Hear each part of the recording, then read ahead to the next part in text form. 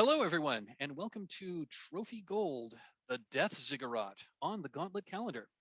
My name is Mike, and I will be your GM.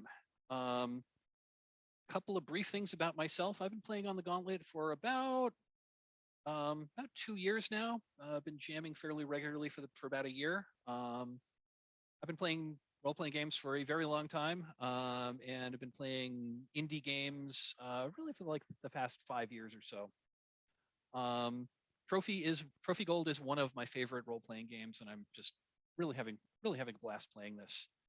Why don't we go around the table and let's go clockwise around the table as you appear on my screen. So Blake, why don't you introduce yourself? G'day, I'm Blake, he, him. Today I'm playing Nevin, he, him, lockpick and former rat catcher. And we're playing Death Ziggurat. Awesome. Thank you, Blake. Jesse. Yeah, so I'm Jesse, he, him, and I am playing Orlin, also he, him, who is an oracle and with a history of being a hapless peddler. Bit of an odd duck, stole some, or actually asked for the teeth of the victims of a vampire last episode. We'll see what happens.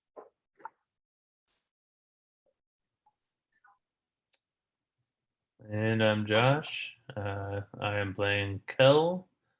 He is a smith and former thug.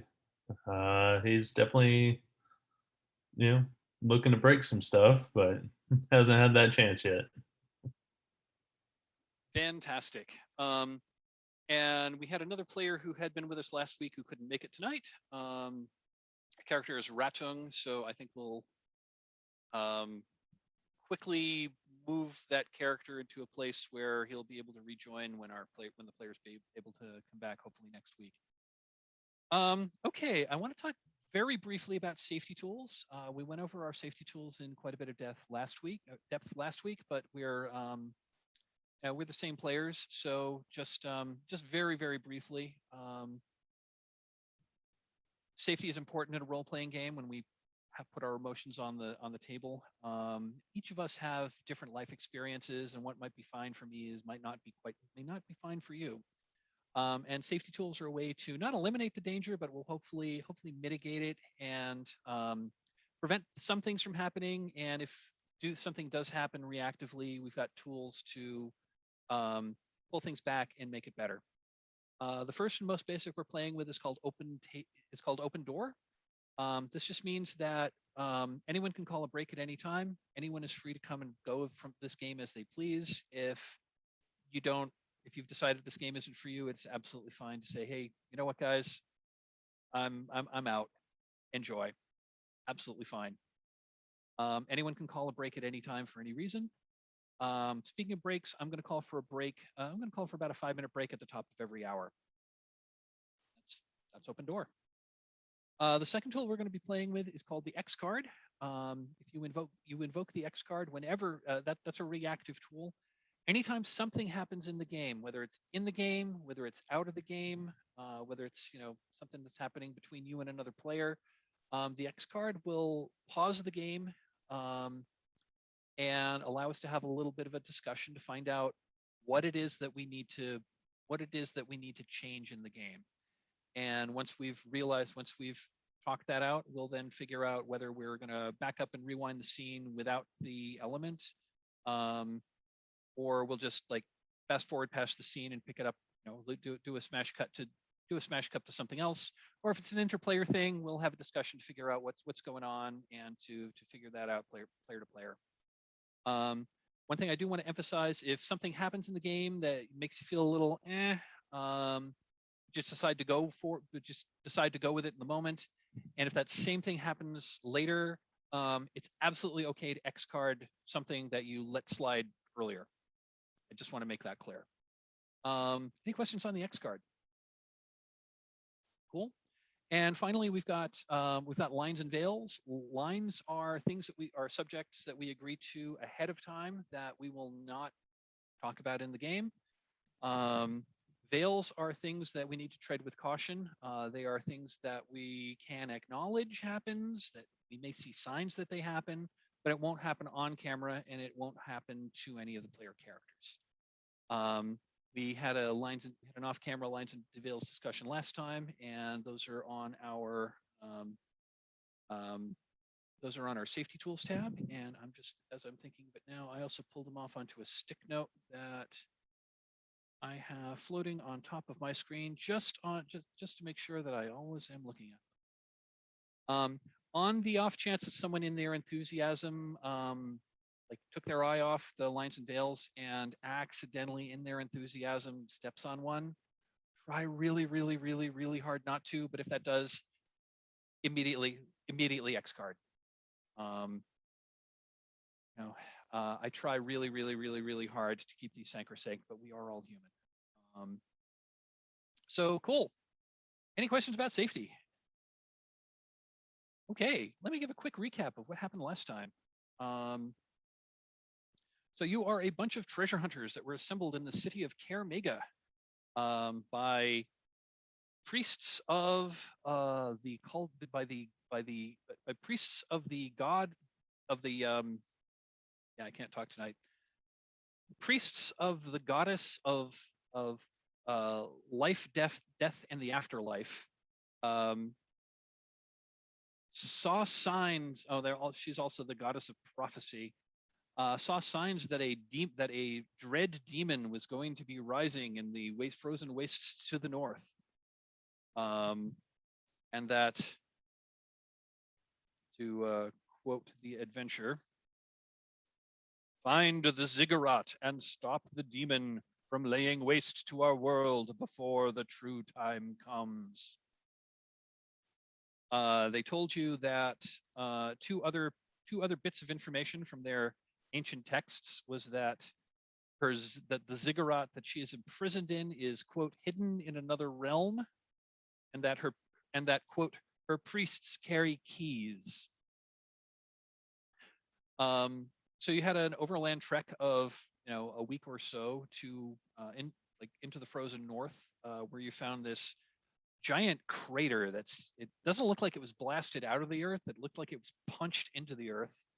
It's like 4 miles long and 2 miles wide. You made your way down. On the rim, you encountered some kind of death cultist, who you summarily pushed over the cliff where he fell 200 feet to his death. You then scaled down into the flat rocky bottom that's covered with it's covered with a fine dusting of snow, but there's also like scrubby vegetation. Where you poked around, you explored like one section in the middle had a bunch of like old stone ruins. It's just kind of like scattered with ruins. Like at some point in the past, like a town or a city was built down here. It seems like a weird place for a city, but there you go. The other big feature is that on the northern side of this depression, which is surrounded on all sides by sheer cliffs that are like between 150 and 300 feet tall, there's this what looks like a giant swirling whirlwind, but it's swirling slowly. It's like this giant tornado-like funnel cloud of gray and purple clouds that kind of goes down into the mist and snow, because it is very misty. It's misty down here, and it regularly is snowing, this kind of like fine powdery snow. So there are a few features that you saw from the rim that you haven't, some of which you haven't necessarily explored. That there is a small lake down here that's fed by a waterfall that's falling over the edge of the cliff. You have not explored that.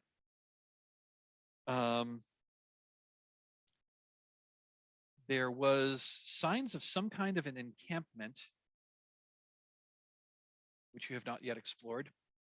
You went straight to into the ruins, which was basically what was between where you are and where that whirlwind is. All right. Before we leave that Wendigo vampire, whatever thing, there was some bodies up in the tree. All of them was getting the teeth from memory. Can I spend some tokens to, have something valuable fall out of the trees as he's getting the teeth? Yeah, absolutely. Absolutely. So yes, you encountered this like weird ghost vampire creature who called himself Sarku, who claimed he had been a servant of the demon Akun at one point in the past, but he rebelled and she cursed him into this miserable like undead ghost vampire existence. But he also claims to have been around for a long time and knows secrets from old Kaldor, which your sorcerer friend Ratung is really interested in. And yes, the Sarku had like some corpses hanging upside down from trees outside of his lair, which So I was going to made, spend 2 tokens to have something two valuable treasures. fall down. Okay.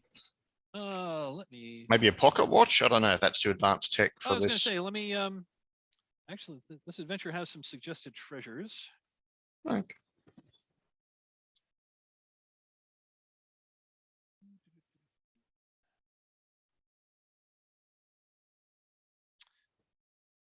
So one of the corpses that's hanging upside down has this curved like a ritual dagger, and the blade is oddly it's like veined with like green veins, almost like it almost looks like a patina.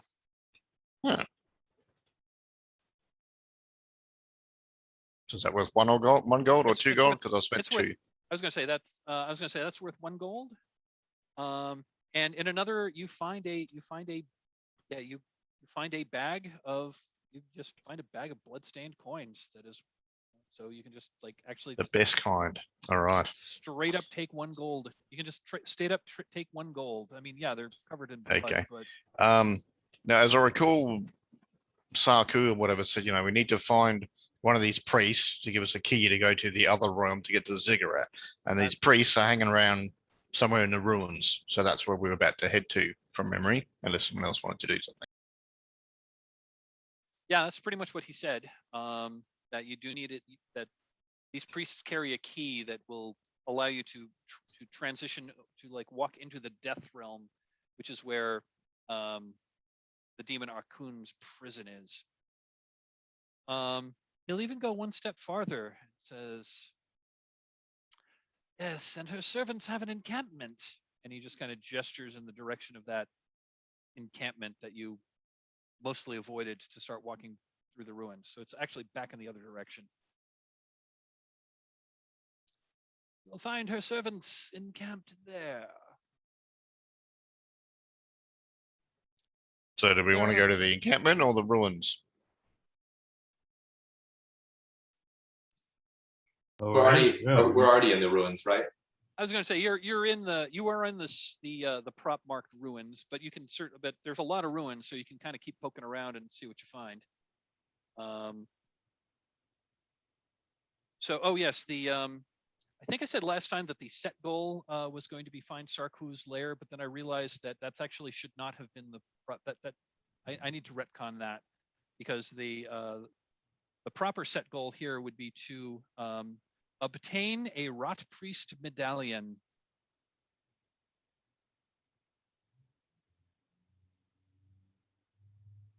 And that encountering Sarku is simply like a bonus. Because, if you don't attack him, he gives you a lot of information. And you didn't attack him, so he gave you a lot of information. And I'm also going to say that that Ratung like starts engaging in a very obsequious conversation with this with Sarku. And in the previous session, Sarku like Ratung volunteered to let Sarku feed off of him, i.e., drink some of his blood. And you're not entirely sure if there's some kind of ensorcelment or not, but Sarku Sarku starts waxing poetic about like the days of old Kaldor and the ancient kings, and how he was there and how he had been an advisor to one of those kings. And Ratung is just eating this up. Yeah. To the point where he's like seems inclined to he's like trying to talk the rest of you into like stay here so he can take lots and lots of notes. No. No, we've got stuff to do. Yeah, so do we want to explore the ruins more, or do we want to go and sneak up and dry gulch these cultists? Well, for one thing, we need to make sure that isn't completed, whatever it is. Pointing at that swirling cloud, since this Sarkoon guy is saying that's what's gonna help her get out of this place. I think Orlin is nodding along and says, perhaps as Sarkoon mentioned, we should look for an amulet, the encampment, find a priest and relieve them of their burden. Yeah, I think we'll cautiously approach the encampment, and we're kind of looking to see how many there are, if they've got guards or whatever. So we're just cautious at this point, not just waltzing in. Okay.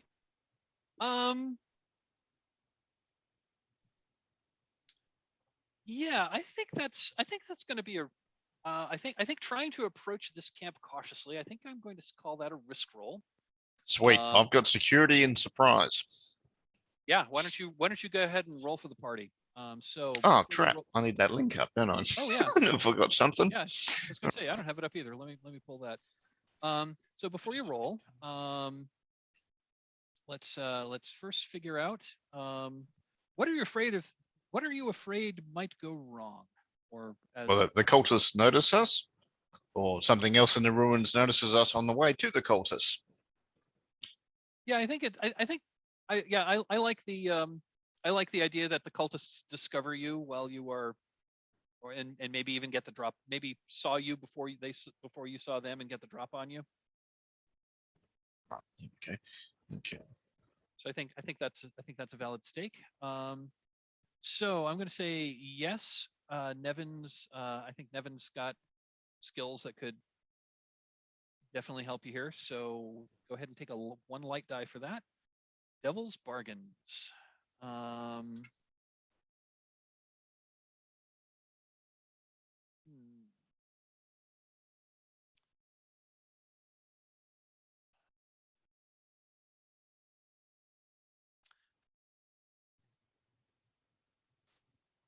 No matter what, there's something, not a cultist, but it could be an animal, could be anything, has taken notice of our group or whatever and is following us, and it could give us away or attack us. Who knows? That was pretty close to what I was about to suggest. Was that no matter what, something that's not the priest's camp discovers you.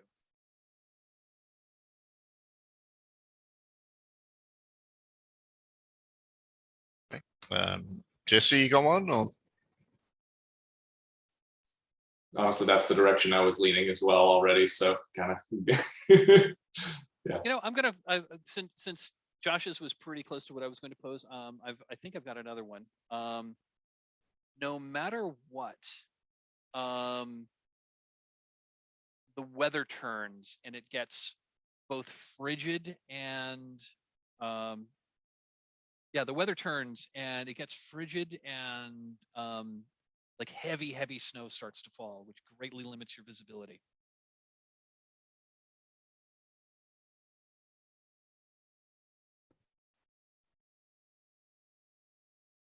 Well, yeah, we're already heading into an area of deep peace. So yeah, bring on the heavy snow. Heavy snow, okay. Go with that one. Because this might make them harder. I mean, it would make you harder to see, but you're going to have to get a lot closer in order to get any valuable intel. Okay. And also the snow is going to the snow is going to like obscure any tracks or that sort of thing. So risk 2. Yep. Go ahead and do a risk 2. Nice. Damn. Okay. Yeah, you sneak up to the encampment. Go ahead and tell us what that looks like. And you can, and whether you want to do this yourself or like the three of you can go together. You can narrate this either way you want. Yeah, I guess I'm kind of pointing and going, not that way. Indicators sort of would go around this area so that we're not spotted by if they've got any sentries, and trying to go a way that makes us not make noise and also is at least visible to them so we can get as close as possible. And this is all because he's used to sneaking up on rats. You got to be right next to them before you grab them.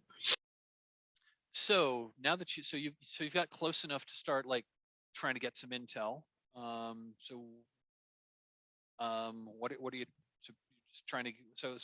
What is the kind of information you're trying to get from like observing? So how many are there? Do they have guards? The snow has fallen really hard, so it's kind of hard to see. So I mean, have they got tents? Have they got proper cabins they've built? How sort of set in are they? Got it. So I'll tell you that they've got tents. I mean, it's not lots and lots of them. It's probably somewhere between maybe somewhere between 3 and 7 tents. Kind of hard to tell through the snow. And that might give you some idea of their numbers. They're probably gonna. I mean, if there's at least 3 tents, there's probably at least 3 of the cultists. But if there's 10 and they're bunking up multiple priests, there could be more than a dozen. It's kind of hard to say. At this point, sorry. Oh, I was going to say you do see that there are, you do see that they do have a campfire that's set, like a large-ish campfire that's kind of set in the middle of where the tents are around.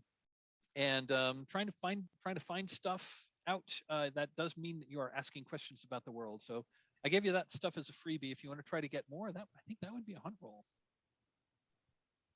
I think Orlin was going to do something. It's mod effects. Well, I was just wondering. We were told that the priests have these amulets. Do we believe that they all have it, or is it the kind of thing where it's like higher ranking? I just don't remember if we were told like higher ranking priests have it, or a certain number of people, or. You were not told. You were told that the priests carry keys from the monks, and Sarku told you specifically that Akun's rot priests, 1, are no longer completely human, and 2, they carry amulets. Now you're not sure if he implied that all of them carried or that some of them carry. So you're flat out not sure.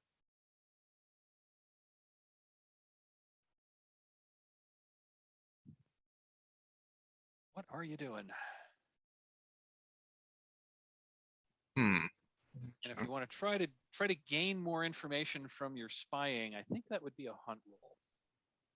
Do we want to try and sneak into one of the tents, or do we want to try and talk to them, or? Hill's thinking was try and light one of these tents on fire and see how many come rushing. And then one of us goes in the other side and tries to grab the stuff in the tent, or? I mean, not push our luck that much, just make it a fire for test. Yeah, I mean, I was thinking kind of that gives us an idea of how many there are, but also, if there's some trapped in there, whatever, it might kill them. But it's kind of a surprise. That gives us an advantage if they're surprised or whatever. Okay. All right. Well, I'll say I've got a torch. I can just go and light up the corner and sneak away. So it just looks like a lantern's fallen over. It's an accident. Okay, so you're going to try to approach one of these. So as you get closer, you can see these are conical tents. They are made of it's like they're made of some kind of waterproofed, like oilcloth or tar cloth or something like that. They are dark colored, and they're dark colored. They're tall conical tents, and the exteriors are covered with. As you approach, they're covered with like lots of just weird magic, like weird sigils. I can't read it, so it won't affect me. Not a problem. So who is going to do the attempt to light one of these tents on fire? Well, I mean, I'll do it if no one else wants to. If you that's if you happen to mention that there's sigils on the tent when you get closer, I do have the ritual of parse that lets me divine the true meaning of any word, writing, sign, or symbol. Yeah, I just say I can't read that. Yeah, I think I'll go take a look at it and see what I can learn from it. Okay. So first you got to get close enough to one of these tents without being seen. So I think that's going to be another. Do I want to make this another risk roll? Yeah, I think getting discovered would be interesting. So why don't we go ahead and do another risk roll for you to get close enough to actually read these? You know, I'm going to belay that. I'm going to say no. I like the idea of you getting close enough to start doing this ritual. So yeah, I'm going to say that. Yeah, I'm going to second guess myself. Yeah, absolutely. Yeah, you can absolutely get close enough to the tents to see that they're covered with sigils. And yeah, if you want to do your ritual, absolutely. Okay. So, casting a ritual is a risk roll. So first question is, do you have an appropriate skill for casting a ritual? Don't think anything in particular. I mean, it's maintenance, repair, crafting, or intimidation.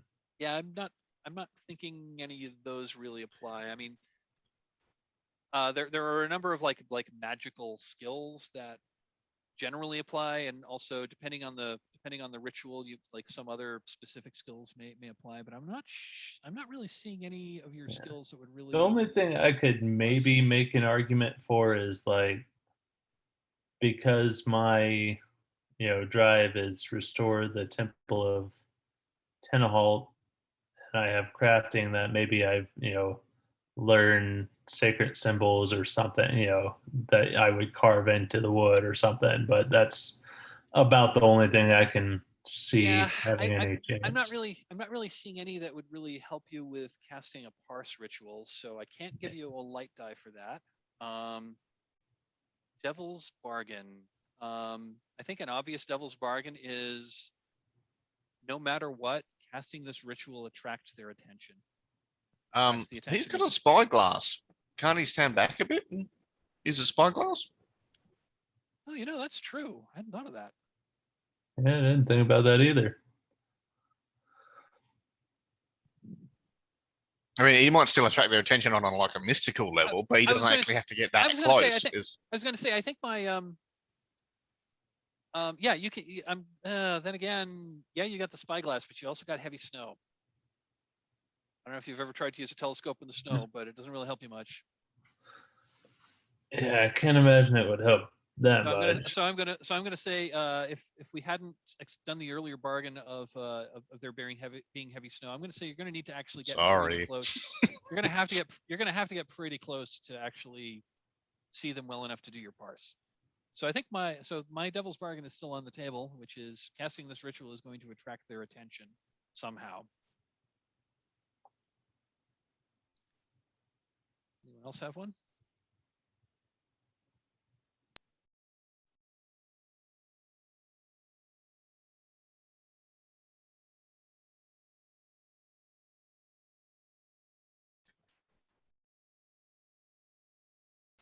Maybe is it a coon, the demon or whatever? Maybe they, regardless of how it goes, they have an image of Kel looking at it, sort of thing. So they're aware of his presence now.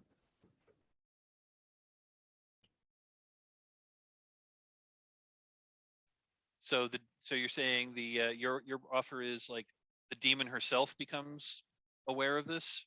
Yeah, just like a brief flash of their eyes meet and then.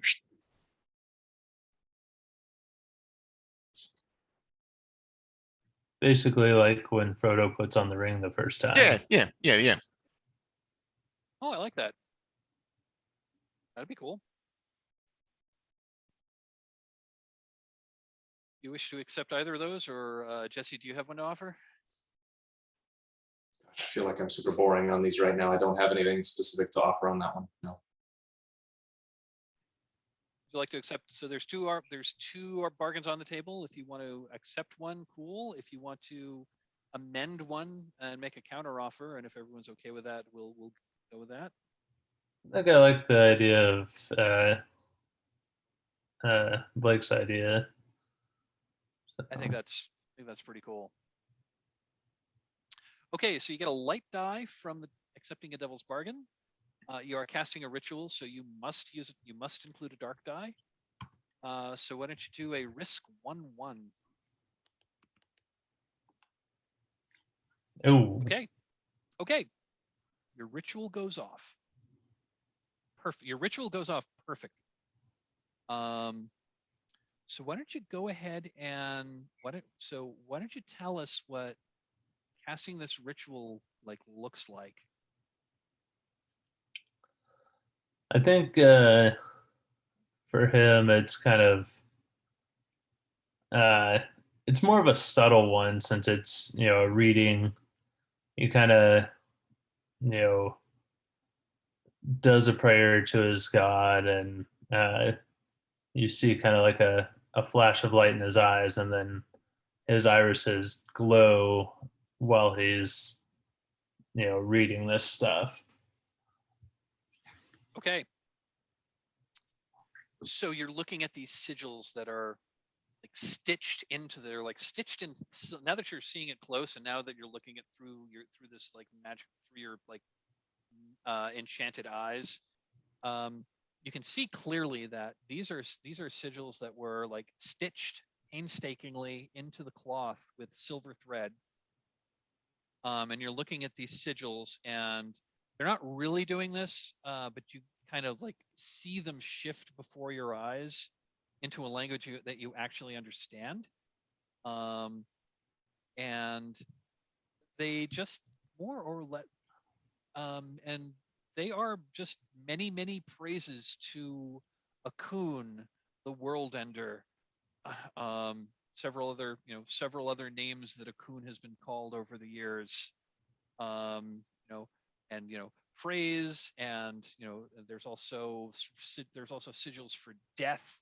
There's sigils for transition, and there's sigils for destruction, calling ending the world. They don't say. I mean, this wasn't like a novel that was stitched on. These are just various magical sigils. So you now know what they mean, but as you're looking at them and you're discerning these meanings, and they seem to shift and turn and melt together, and they form and suddenly they all just the way you see them, they form together into this, and they shift together into this vaguely humanoid form that has antlers or something that's growing out of its head. And then two of the sigils open up into into eyes that are the black a bit that are abyssal black. There's nothing, and you hear in your head a voice that just says, "I see you, mortal."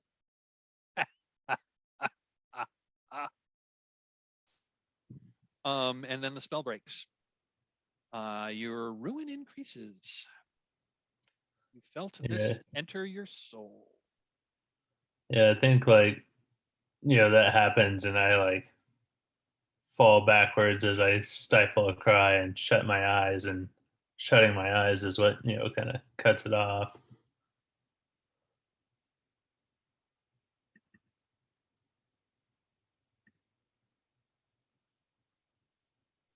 That was a fun scene. I like that. Yeah. Okay, so your ritual has ended. You still want to attempt to light this. You still want to attempt to light this on fire. I think that was your initial. Yeah, I think I'm like, I don't think these are going to cause any problems. Just let's light it up. All right. All right. I'll cautiously go over and do it. Got torches. Yeah, I don't. Yeah, I don't think there's. I don't think we need a roll here. I think you can. I think you can light this. Light this on fire, and I think just the fact that you're lighting a tent on fire, I think that's going to automatically like attract the attention of these priests. Yep. So again, you could kind of see through the snow. They were huddling around this campfire that you can. I mean, you can see the fire through the snow, but you can't really see the figures around it particularly well. So yeah, you light this. Yeah, you light this tent on fire, and it goes right up. What does that look like? I think I'll sneak away from the group a bit. I'm not going to do the closest one and use whatever cover I can to quickly just light it up. And as soon as it actually catches, then I'll sneak back. Probably brush over some of my tracks in the snow to make sure that if they follow the tracks, it doesn't go straight back to us because he might look it, but he's not actually that stupid. Okay, And yeah, just see what the response is. got it. So yeah, these. So yeah, so the fire absolutely gets their attention. And you can see through the. So you can see through the snow and through the branches of like whatever bush you're hiding behind. You think there's probably only about 5 of them. And they proceed to start like, beating out the flames, although one of them doesn't. One of them stands back and just starts chanting and like, like in a language you do not understand. And as when this one starts chanting, the rest who are trying to fight the fire all like back up. And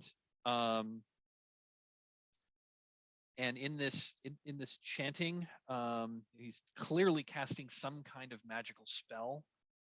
And what happens is a mouth opens up in the ground. This like large oblong mouth with like with teeth and lips, like opens up in the ground, and this like long giant tongue comes out and just kind of like starts licking at the fire. And the fire, you hear the sizzling, and the fire goes out, and then the tongue goes in and the mouth closes, and it seems to turn back into earth. But you now know that there's about five of these priests, and at least one of them can cast some kind of powerful and frankly disturbing magic. I think unless anyone's going to stop him, Kel's going to like rush in there and try to use his hammer to smack that guy into the fire since he's still standing next to the fire. Okay, so Sounds great. Go for it. I'm not stopping you. Okay, so you're going to go in and you're going to attack the priest. Okay. Yeah, I'm going interference. So anyone trying to stop Kel, I'm going to try and take out so he can do the linebacker thing. Okay, so let's see here. So I guess we're gonna have combat. So we didn't go over how combat works in Trophy Gold last time. So let's go over the combat rules. So combat in Trophy Gold is abstracted. It's not supposed to be simulationist at all. It's really not like say D&D combat or even like PBTA combat. So the way it works is when you wish to enter combat, generally all of the bad guys like basically count as a single unit. And so when you're fighting a group, you're fighting all of them at once. They're all fighting whoever chooses to enter the combat at once. And so a monster has an endurance rating. When you have multiple monsters that are roughly of the same power level, for each additional monster, that just bumps the endurance of the group up by 1. So if you're fighting a group of 5, that would be the base endurance plus 5. I'm sorry, the base endurance plus 4, because you got 4 additional ones. So the way combat works is, so when you enter combat, you must have some kind of a weapon. You then describe how you are attempting to defeat or kill these monsters, and also tell us how you are vulnerable to these creatures' attacks. Once that's established, everyone who is involved in the fight rolls what's called a weak point. So it's going to be a 1d6, and you keep track of what number comes up. So that's your weak point. We then move on to the actual combat roll, and everyone who is involved in the fight rolls a dark die. You look at the 2 highest numbers rolled on the dark dice, add them together, and if that number equals or exceeds the monster's endurance rating, you've defeated the monsters. If it does not meet or exceed, the fight must continue. So basically, it'll go on to the next combat round. Also, when you look at all of the dice come up, if any of those dice come up with your weak point, your ruin goes up by 1 per die that comes up. So if your weak point is 2, and there's 2 2s that come up in your combat roll, your ruin would go up by 2. You can mark that off with armor too. I was just going to say that. If you have armor, you can mark your armor to not take any damage at all that round. So even if you take 3 hits, you can mark your armor and you don't take any hits at all. And then describe it. Then we would ask you to tell us how your armor helped you avoid taking the damage. Once you defeat the monster, we'll then have there's a gold roll. That's basically a loot the bodies mechanic. You roll a gold die for every point of endurance that you were of the monsters that you were fighting, and for every 6 that comes up, you find a piece of treasure worth of gold. If you fail to defeat the monsters on the first round, everyone who wishes to continue fighting can continue fighting. And you also get an additional, so if the 3 of you, so if 3 people are in the fight and it goes to the second round and everyone wishes to continue the fight, each of you will, someone will again have, you'll have 1 die for each of the combatants, plus another die for it being another round. So if the 3 of you fought for the second round, you'd do a combat 4, so you'd throw 4 dice. Again, same thing. You're looking for weak point. You're adding the 2 highest dice, and you keep your same weak points. So if weak points come up, you may conceivably take more damage. So combat in Trophy Gold is very much kind of a press your luck mechanic.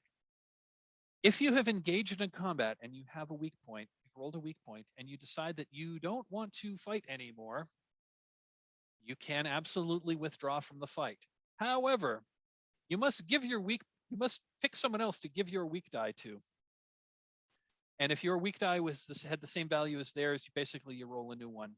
That just means that someone else is picking up the slack and is maybe taking hits that were meant for you. Questions? Yeah, one quick question, since I've never played Trophy Gold before this series. Are rituals assumed to take enough time and stuff that they're not usable in this kind of situation? Is that the case? You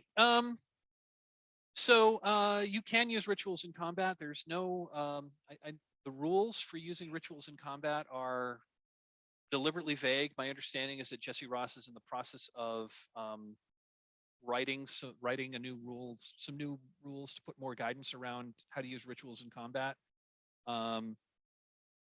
if you want to use a ritual in a combat, what I'd probably do is basically resolve I'd probably want to resolve the ritual first, and then see how that impacts combat, and then we'll figure it out. Because some rituals can certainly end a combat before it begins, Yeah. depending on what you're doing.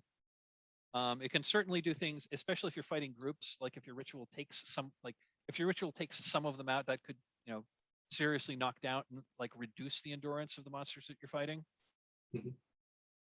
So yeah, it's the sort of thing. So you can absolutely use rituals in combat, but how that actually works is going to depend on the ritual, and we're going to have to ad hoc it.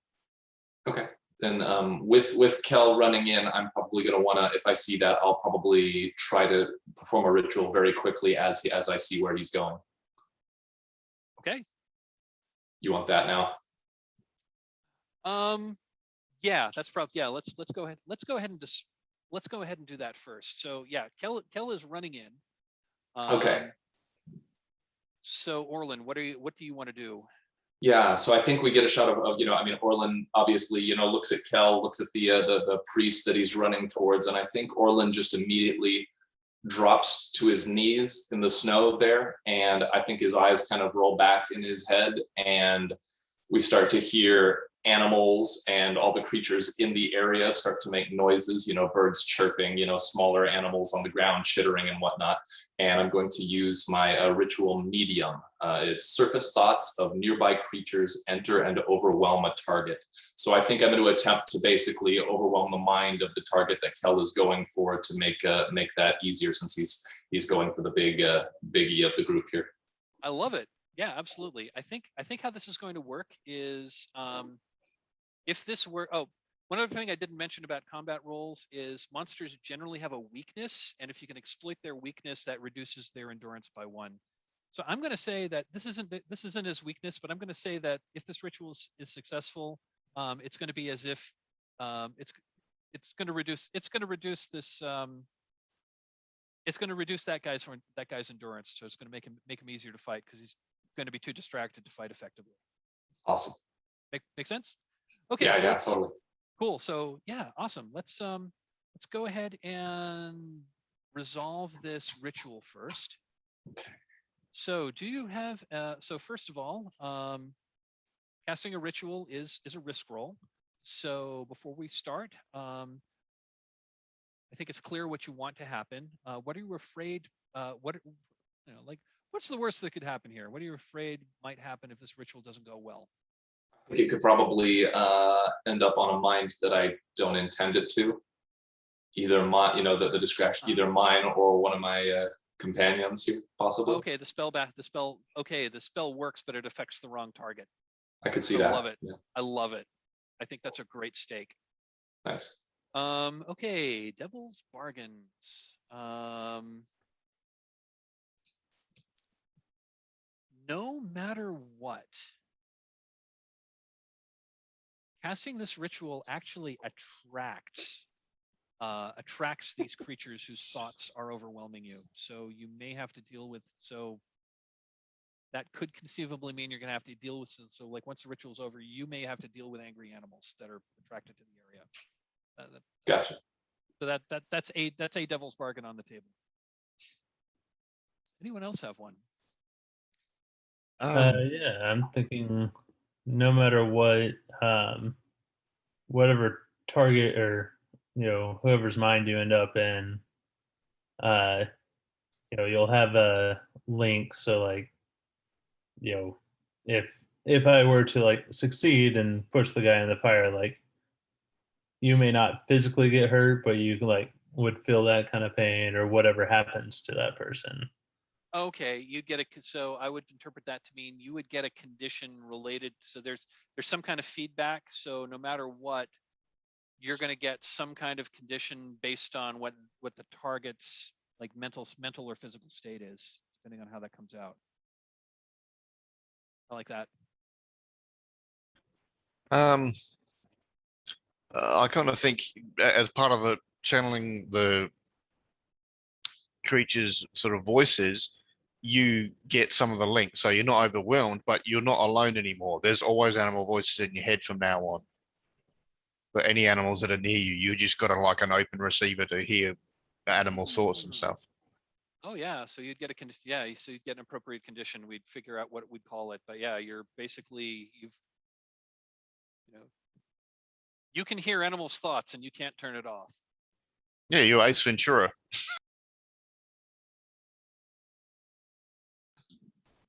I kind of love that. I think, yeah, I mean, I'm cool with any kind of condition coming from this, whatever seems Okay. reasonable for an extra die. Yeah. Awesome. Okay, so you've got 2 light dice, and it's a ritual. You must include a dark die. So go ahead and do a risk 2-1 All right. So let's see.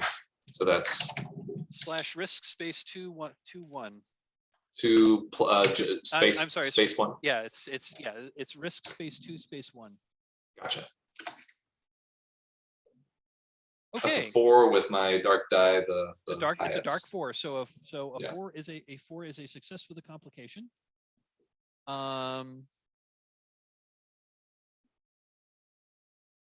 So it works.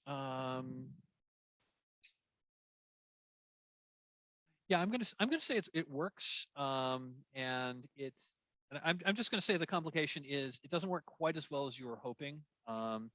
I was going to say that throwing a ritual against an individual, I was going to have it reduce its endurance by 2. I'm going to say on a 4, it's only going to reduce it by 1. Still works. Cool. And you are but with the Devil's Bargain, you now have a cacophony of animal. You now have this cacophony of like animal urges, like going through your mind right now. Why don't you take a condition? Yeah, I think I'll just take the just what do we call it? I don't know. Don't want to call it too long. I don't know. Just animal thoughts. Yeah, I was trying to think of something cooler, but I can't come up with it anything better than that. So yeah, let's go with let's go as hear animal thoughts. Perfect. Okay, so Kel, you are going in to attack this dude. Awesome. I'm gonna say, so his endurance is reduced. I'm gonna say that for the first round, you only need to fight him, and the rest of them, you're like caught them by surprise. So at least for the first round, you're only fighting the one rot priest who like cast this magic, and the others aren't helping. But if you don't kill him on this round, I'm going to say next round maybe two more join the fight, and then if you don't kill the 3 of them, all 5 of them will be fighting you.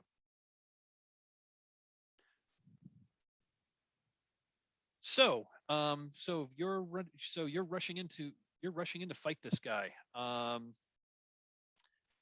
So how are you attempting to defeat this guy, and how are you vulnerable to its attacks?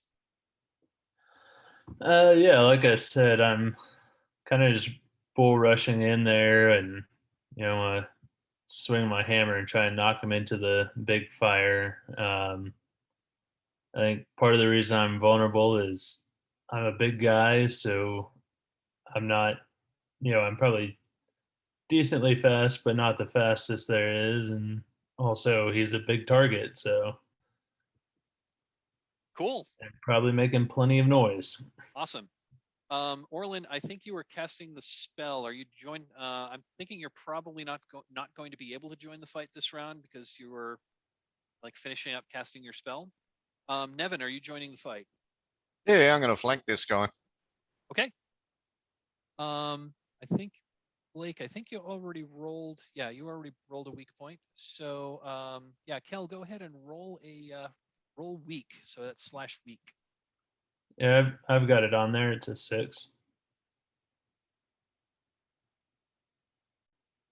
Oh yeah. Sorry. There we are. Okay. So we have two combatants fighting this one guy. So, which of you would like to do the honor of rolling the combat roll? Guess I'll do it. So yeah, so do /combat 2.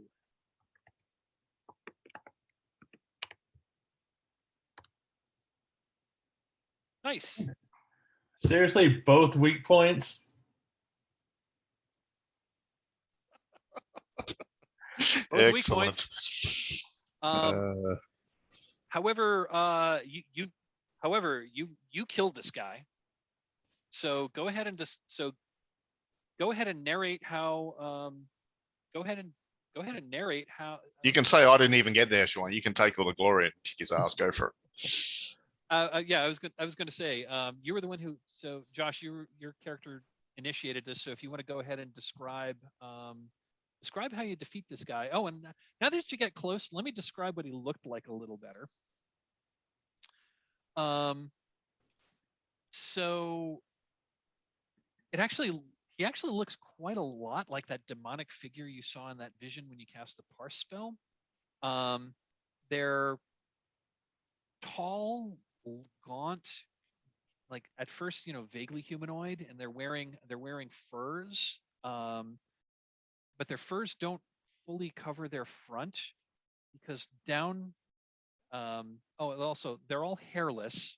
They've got tattoos.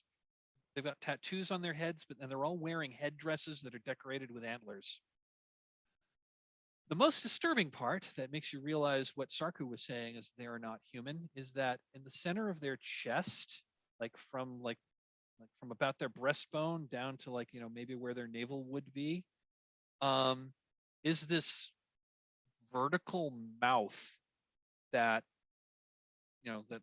opens, and you can see that it's lined with teeth. It actually does not look unlike that mouth that opened up underneath the tent that was temporarily set on fire. Anyway, that's what you're fighting.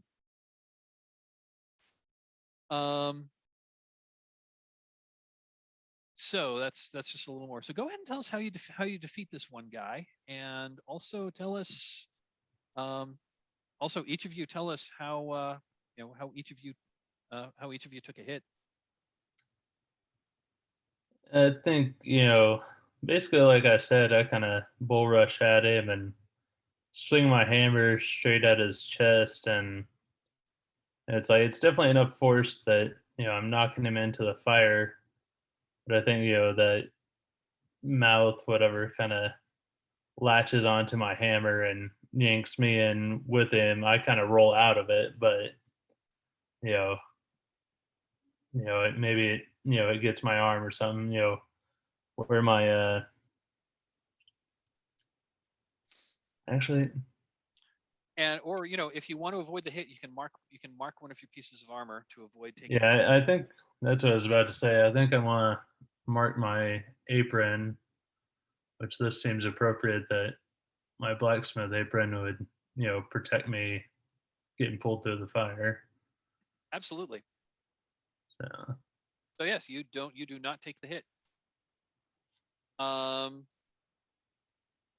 Nevin, how did you contribute to this fight, and how did you get a hit? As Kill smashed this guy with a hammer, another guy went for him, like maybe his offside arm, and leapt at him with his big mouth thing in his guts, and I jumped in the way, and the mouth from the stomach just ripped a chunk of my armor off. Okay, you're also marking your armor. Okay, awesome. Yeah, the leader's down. Yeah, you smash him hard on the head with your hammer. He looks like he didn't see you coming. You caught him off guard. You smash him in the face. So Kel, you smash him in the face with your hammer. And he I was thinking more in the chest. In the chest. Okay. That's why that mouth thing kind of. Okay, got it.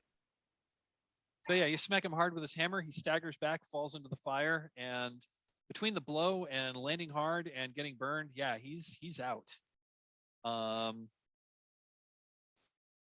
The remaining 4 priests are looking at you in stunned silence, and they're looking at you in stunned silence. It's stunned silence, but it looks like they might be getting ready to do something. I'm I going to think chuck I'm- my marbles at their feet. Ah, cool. I was going to say that looking at the time, we're about 10 minutes past the hour. Why don't we call a 5-minute break and we'll resolve the rest of this combat. So I've got let's come back at quarter after the hour.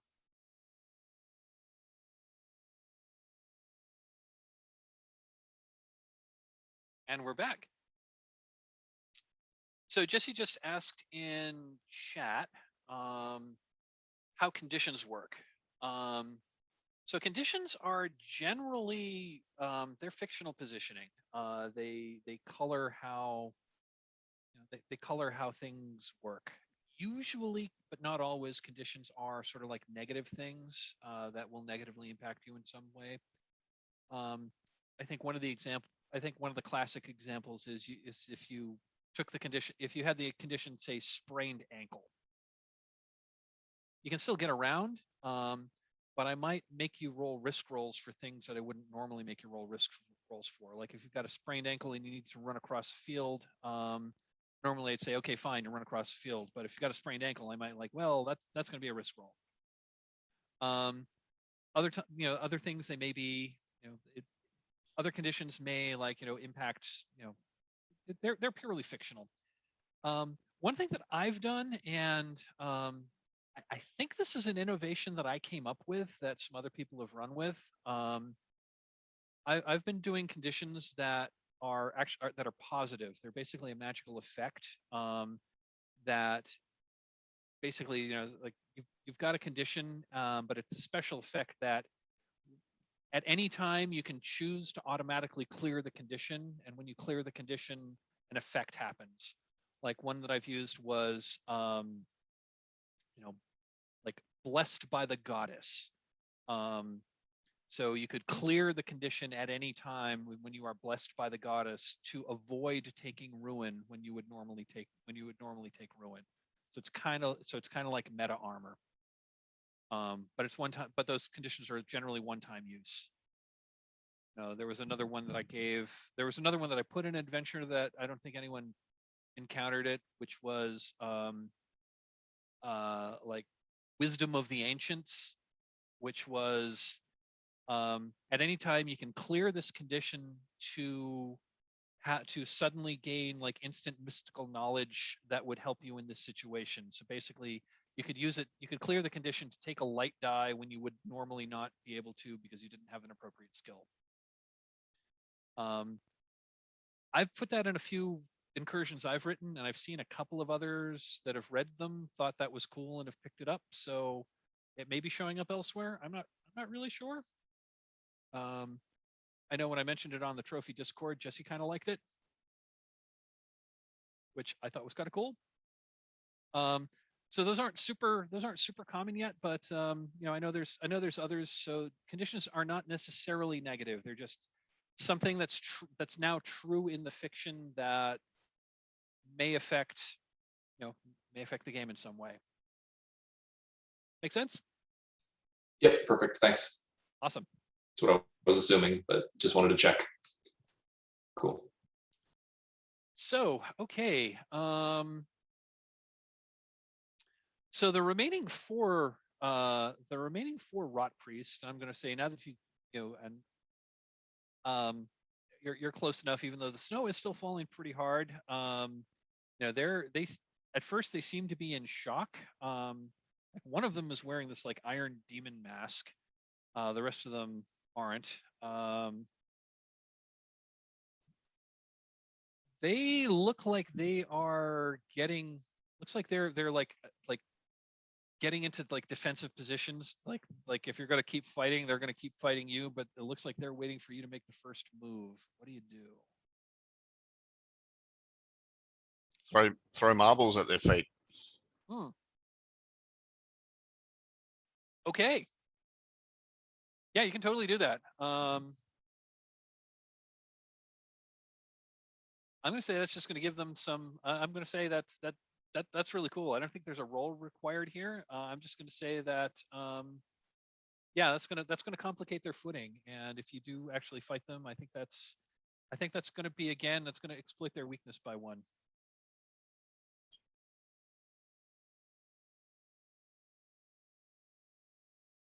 No, that's fair. Yeah, I think it works. I mean, there's not a lot of snow on the ground. I mean, it's snowing pretty heavily, but it hasn't really started. It isn't really piling up yet. Okay. So yeah, I think that'll still work despite the snow. Right. So yeah, I'm So gonna say- say- so yeah, so Nevin throws a bunch of marbles on the ground. Orlin, what are you doing? Yeah, is Orlin able to jump into an existing combat, even though we're moving on to second round here? Is I that was gonna doable? say, yeah, this is basically, it's gonna be yeah, you can jump in now if you want. Okay, yeah, Orlin absolutely does. So kind of shakes off, the effects, as much as he can of what he's doing. Pulls out like his little hand axe and his shield, starts running towards combat, but he's absolutely like chittering like a chipmunk right now. Yeah. Okay, awesome. And Kel, what are you doing? I think in that moment of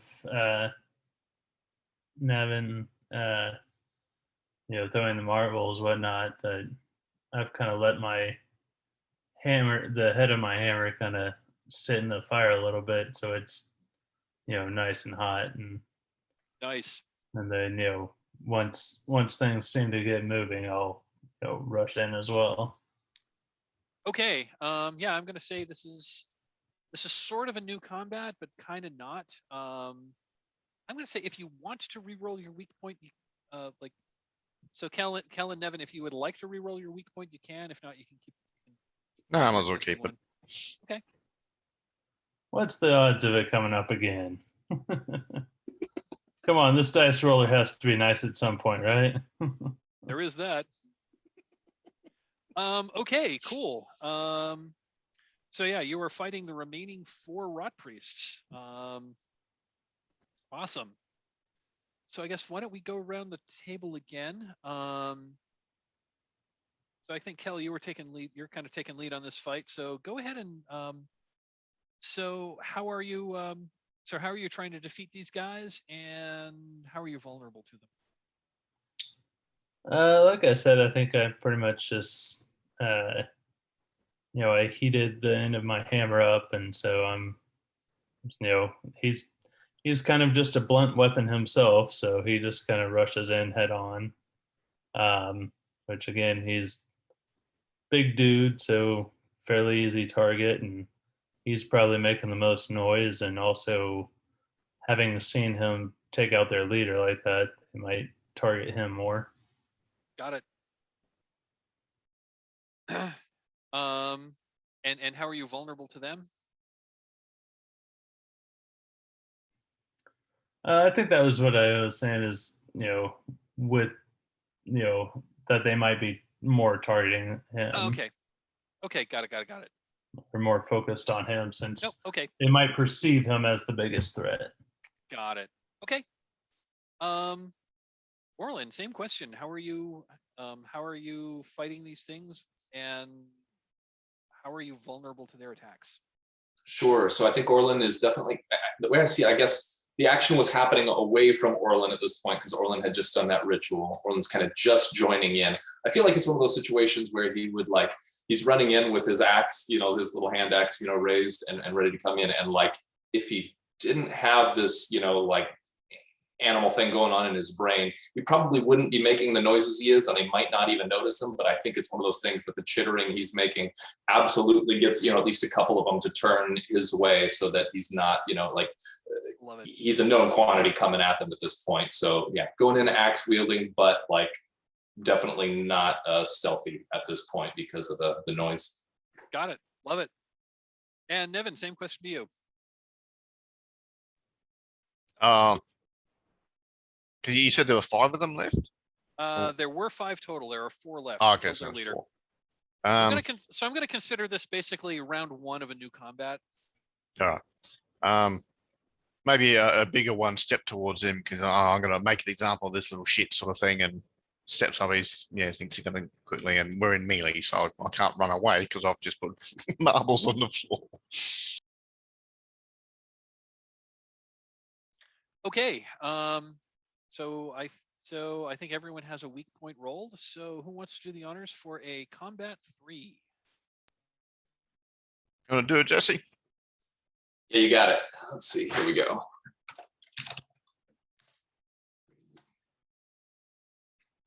Right. A 5, a 3, and a 1. Okay, so that is hitting 8 endurance, and I'm going to tell you that is insufficient to defeat this group of 4 rot priests. And it looks like Orland's weak point came up. So you have a choice. You can take the hit and your ruin goes up by 1, or you can mark your armor to avoid the hit. I think I'll mark the armor to take the hit. He's got a a shield on his arm that I think gets dented pretty good, and it probably rips whatever binding he had, holding it, and it just kind of gets flung out of the way. Got it. I'm seeing these rot priests as having like heavy heavy iron maces that have a head that looks like a skull. Perfect. Is Orland's ruin supposed to be 5 already? That seems high. Let me see. It was I thought it was 4. It should be 4. Starting ruin was 2. It was 3 because of starting ruin. Wait, shoot. I thought it was supposed to start at 3 because your starting ruin is determined by rituals plus 1, right? Yeah, your starting ruin should be 3. Yeah, and then I got an extra ruin from the. Didn't I get one when I got that condition? Or not? From when I performed the ritual. Oh, yeah, that's so right. it's Yes, 4, not 5. Okay. Yeah. I thought I'd put it at 4. Bloody hell, it's only session 2. Right, yeah. No, it's at. So yeah, go ahead and mark. So if you want to avoid the ritual, or I'm sorry, if you want to avoid the ruin, yeah, go ahead and mark your shield. Perfect, just did. Awesome. So yeah, I'm gonna say, one of the priests was aiming a swung that iron mace right at you, but you were able to deflect it. But now your shield's got a giant dent in it. Okay. Does everyone wish to press the combat? Yeah, I'll keep going. Okay. Everyone with weak point remains, so someone should let's do a combat 4. I'll do it. Let's get into it. Nice. Bam, take that. Okay, the lot of you have. So why don't each of you go around and tell us how you have taken out 1 or possibly 2 of these remaining priests? And now the downside is the bigger worry is that we've got who had the that would be me. Who had the weak point 6? Yeah, you took you are taking 2 hits. Shit. And I think you've already marked all your armor, unless you've got another piece of armor. Yeah, so that puts me at a 6. Ooh. There's no sort of protect someone roll. I could take the hit for them or anything. Let me yeah, I was gonna say that puts you at 6 ruin. That's gonna take you out of the game. Well, let me hop over to the rules tab. I know there's a help move.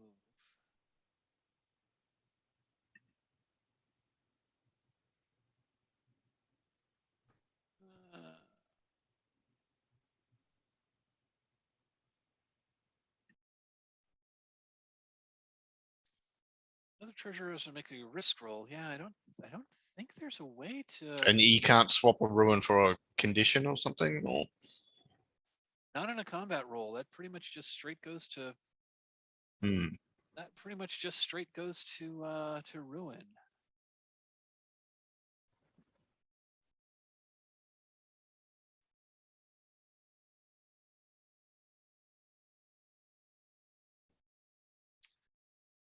Yeah, as much as I hate to say it, if you're at Ruin 6, I'm gonna just read the rule.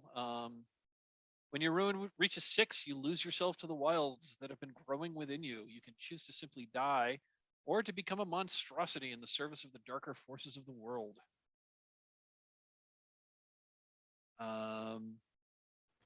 Weeks. It's actually the first time I've had someone get to 6 ruin in a gold game that I've run. Okay. Well, usually you hit 5 and then you can start trying to reduce yourself. That's in dark. Gold doesn't have the reduction roll. Oh, gold doesn't have the reduction? I thought Gold it doesn't did. have the reduction roll. Gold has armor. Dark does not have armor. Hmm.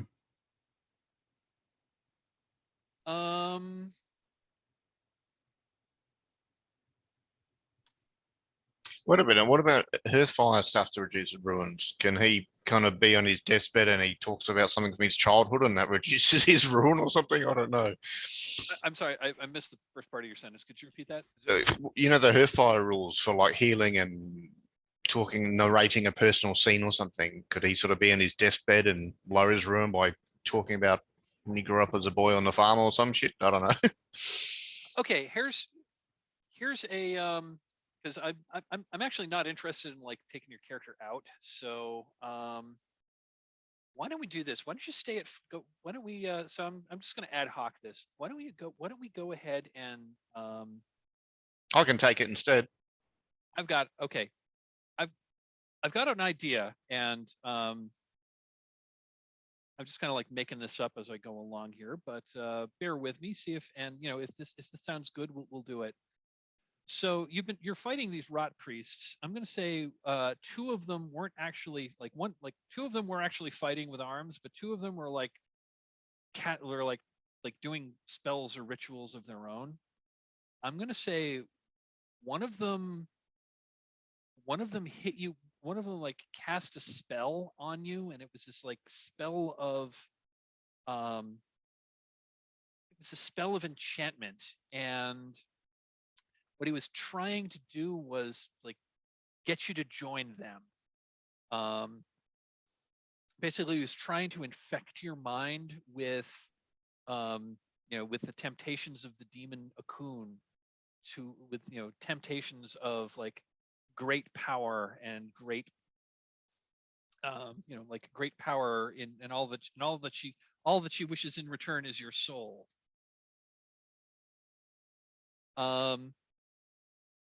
So if this is cool with you, I would give you the addition. I would give you the.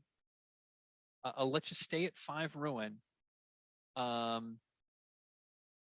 I'll give you the condition. I'll give you the condition like tempted by a coon. So He's like Winter Soldier. They say the command words, and he's got to resist. So I'm going to say that, or maybe even. I'll let you stay at 5 ruin, but you now have the. I'm going to go even harder. I'll let you stay at 5 ruin, but you've got the condition servant of a coon, because you've been ensorcelled by the rot priests. So now you wish to become one. Is that cool with you? I'm okay if you want to come up with something different. I'm okay with that. But No, that's perfectly fine with me.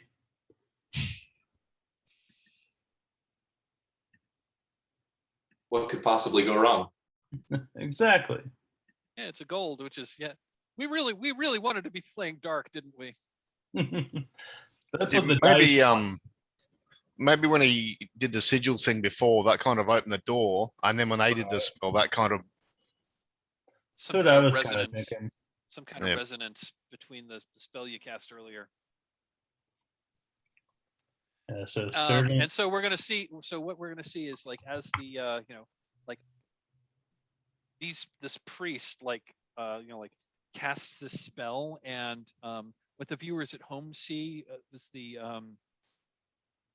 like a zoom in on like just like close up of just the eyes of the priest, which has like little circle effects in his eyes that are like, and then zooms in on your eyes, and you have the same little circle effects, and Do we get kill vision? Everything's red and there's like target reticles in the middle. and then it sees from your perspective. You see this, you see like this priest like take on the features of the demon Akun, and it just seems to like step out of the priest, and it looks right at you, and it says, "Mortal, you are mine now. You are mine now. You now live at my whim, and you shall do my bidding."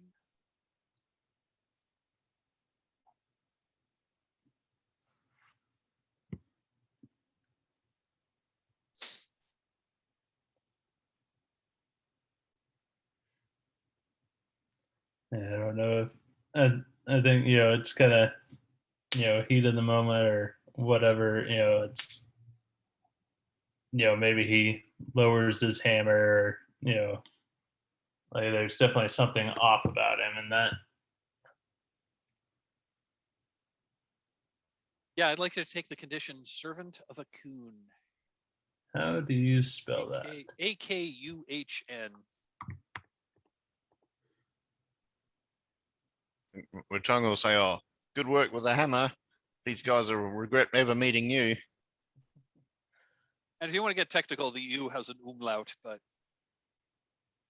I think that's just because it was in a Mörk Borg adventure. I feel like I should now change my drive to like become a rot priest or whatever. No, I mean, it might be possible. It might be possible to clear this condition somehow, like actually turning and defeating Akun. But we'll see what happens. Yeah.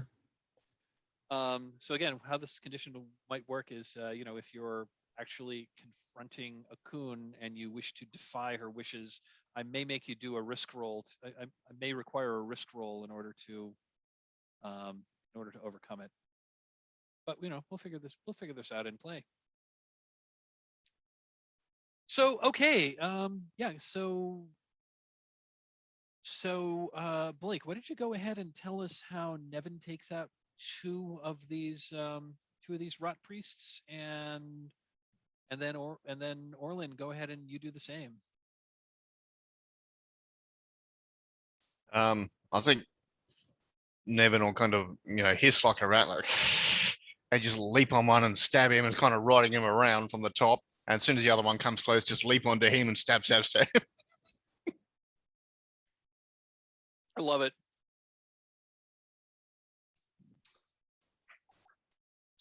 I think with Orlin, I think it's he's coming up. They've definitely seen him. I think it's one of those like really, it's almost like Monty Python level of like gore here, but like just his axe like sinks into like the base of like neck here and just get like huge spray. One of them drops, and I think maybe he kind of like barrels, like his momentum continues. He just kind of barrels into the second one and pushes him into the fire as well. Nice. Yeah. Okay. Cool. You have killed a whole bunch of rot priests. Each of them was wearing this amulet, and the amulet is in the it's kind of like oblong. It's this oblong black disc that has this like weird sigil that's on it, and I'm going to say that Kel, you just know, both from your parse spell and from your from your new mental connection with the demon Akun, that this is the sigil of the demon Akun. Well, yeah, Nevin will hand out an amulet to everybody, including Matung. Then he's going to get one of those fierce-looking hats because they look dope as. So he's putting on a sword helmet hat. And now the cool thing is, you have defeated some monsters. We ran this as two separate combats. So I'm going to give you the benefit of the doubt. Let's roll this twice. So the single rot priest, you defeated him at endurance 5. So You gonna do that, Josh? So someone should roll gold 5. Let's see what kind of treasure you find from these guys. Oh, He didn't have anything. He didn't have anything of value on him. He did, but it all burned up in the fire. That's what I was about to say. It all melted in the fire. Probably even his necklace. And the remaining 4 rot priests, they were endurance 10. So Jesse, go for it. So someone should. So Jesse, go ahead and roll roll gold 10.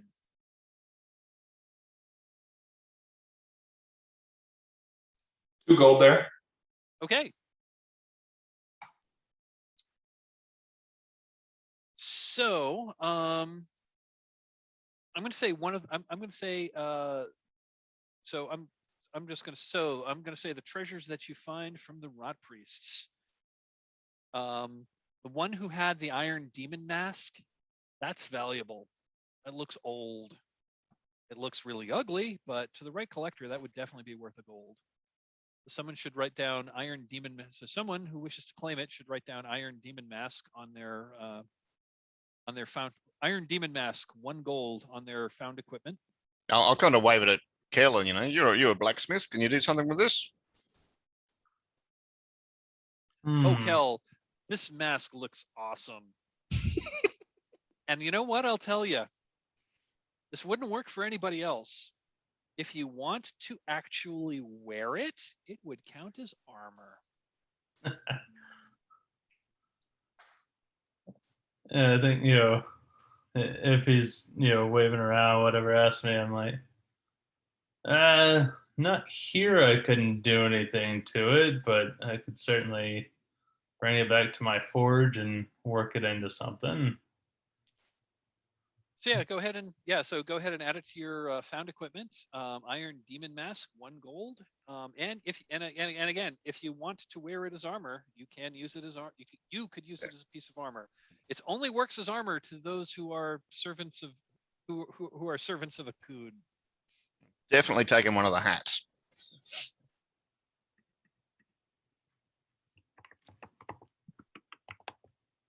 If You they can had any absolutely- rations in the torches and stuff, we'll grab rations and stuff as well. Any food. Yeah, I'm going to say, you know what? I'm going to say that each of you can each claim a piece of backpack equipment, because these guys just had random stuff. I mean, that's not necessarily worth a gold, but if you want to like just take a random piece of backpack, like look at the backpack equipment list and just like take something that looks interesting to you, and you just write that in found equipment. Oh, and let's see, you did have one other item. I'm going to say that the other item that you find that's worth a gold from the rot priests is one of their skull-tipped maces.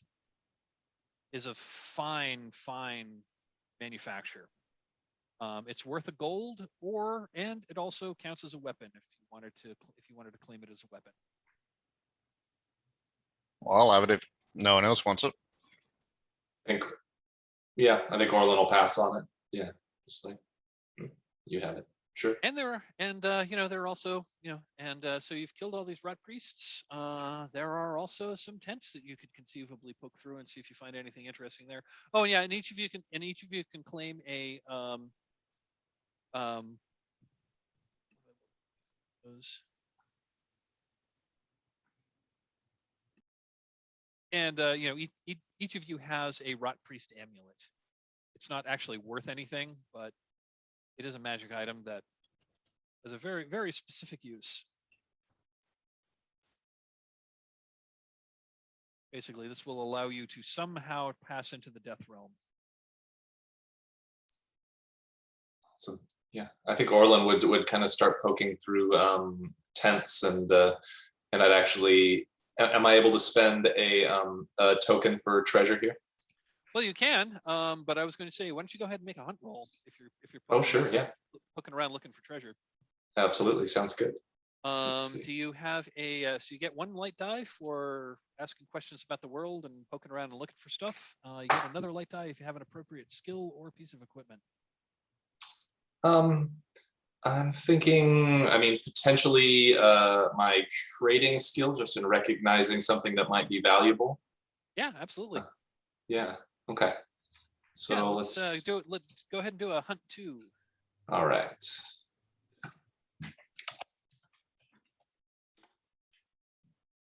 Nice. 5 and a 4. Nice.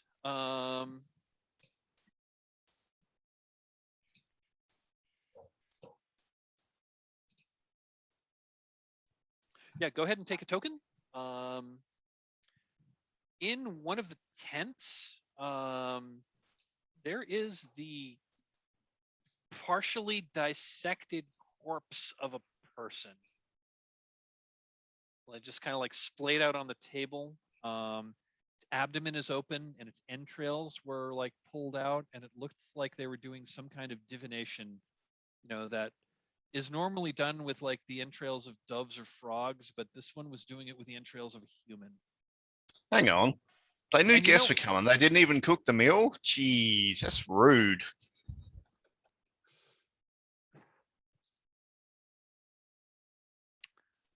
I think Oh, and you know what? I'm just gonna sweeten this a little bit. And this human that the entrails were all were all open. It looked like this person had taken a very nasty fall and has like weird tattoos all over its bald head.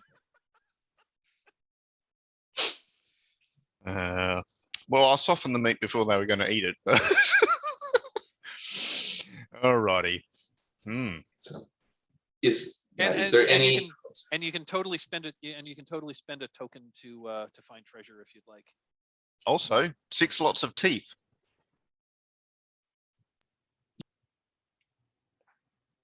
You're muted. Jesse, you're muted if you're trying to talk. Yeah, sorry about that. Yeah, I think I'm definitely at least collecting a few teeth from each person, if that's all right. And and I'm going to say you can absolutely collect a few teeth. And you know what? Speaking of teeth, if you want to spend a token and find a piece of treasure, one of the rot priests, now that you like one of the rot priests in the tent had like a bracelet made of teeth of various sorts. Mm-hmm. Some are human, some definitely not human, and some from some animals that you can't identify. Mm-hmm. So you can put bracelet of teeth, 1 gold. Perfect. Yeah, I think he puts it on like right off the bat. Like his eyes go wide, and I don't think he even says anything about it. It just goes right on his wrist, and he just moves on about his business. There you go. Yeah, spend a token and you got that. Perfect. Anyone else poking about? yeah, I think I'm, if that tent's still on fire, I, first kind of put it out and then check it. The tent that was on fire, that weird spell that one priest that you killed cast, that opened up the mouth, yeah, it licked the fire out. I forgot about that part. But yeah, I'll check out that. I'm going to say that one, and that one, I'm just going to say, now that you're looking at them, that one was definitely the largest of the tents. Poking through that one? Yep. Absolutely. Do you have an appropriate skill or piece of equipment that will help you in your search? I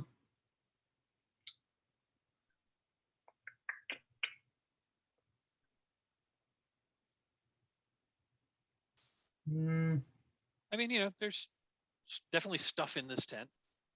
Yeah, I mean, maybe just, since I know crafting, I'm looking for anything that looks finely crafted or something. Absolutely. So yeah, go ahead and do a hunt 2 and let's see what we get. All right.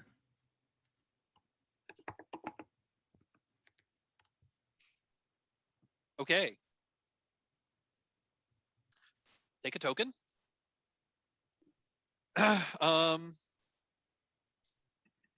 It looks like there was more in this tent. It looks like there was an altar, and I'm going to say that the something terrible that you find in here.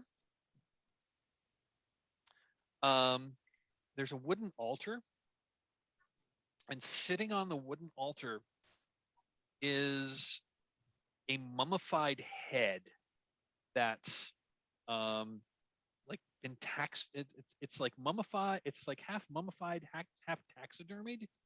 It's got leathery skin, you know, some straggly longish hair, and it's mounted on a stand.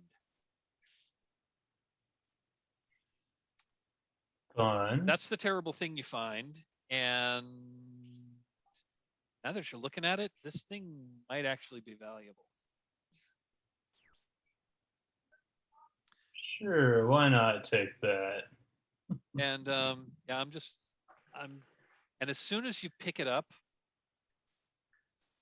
the mummified head like looks up at you.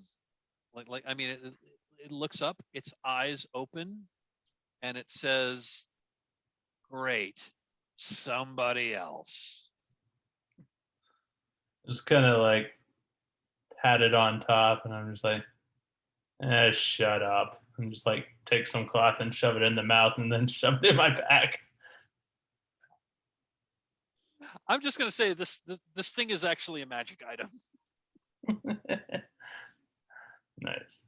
I'm just gonna tell you that you know, this thing is a magic item. You can basically ask it one question. You can ask it one question a day, and it will answer truthfully. Because it knows stuff. Interesting. I take that back. I'm just going to tell you. Yes, this is the mummified head of the prophet Graal. Once per day, Graal will answer the question, "Who wishes me dead?" It will always answer truthfully. Or you could sell it for 3 gold.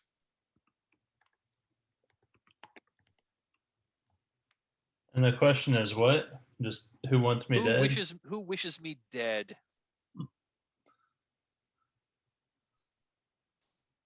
I guess before I stuff it in my bag, I'm just like, so you can talk. Great. Yep, I can talk. I can see the future. Well, I can see in others' minds. Okay. Well, I stay can out at of least- mine. I can tell you who your enemies are. And it looks you up and down. You've just acquired a lot of them. Somehow that doesn't surprise me. I've always had a lot of enemies. I come out of the tent just like holding it by the hair or whatever, and I'm like, "Hey Nevin, take a look at this." Don't gawk at me, you ugly mug, says the head. So that's fair. Does it know anything? Anything useful? Those who your enemies are, or at least that's what it claims. What do you think, Orlin? I think Orlin looks at the head and just kind of cocks his head off to the side. It's like, if you're ever done with it talking, let me know. I'm interested in its teeth.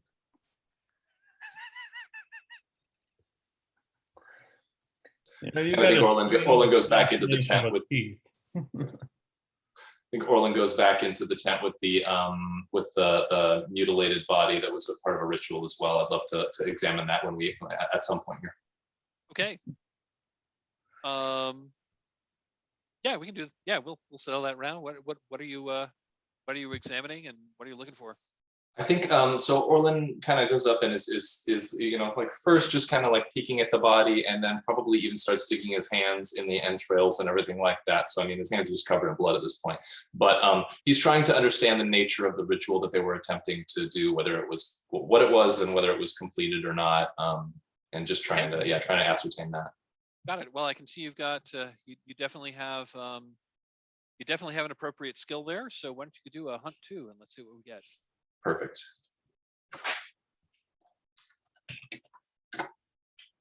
Ooh, ouch. You encounter something terrible.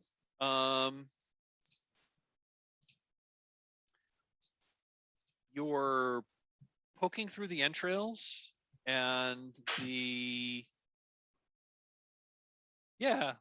go with. I mean, if that wasn't terrible enough, you're poking through the entrails, and they were definitely doing some kind of divination ritual, and it's also looks like they were starting. You may have interrupted the middle of some kind of necromantic ritual. Is what you think that you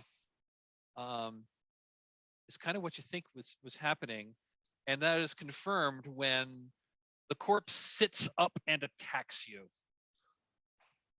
That's fair. We are in combat. It's just you at this point. Mhm. What do you do? Wow.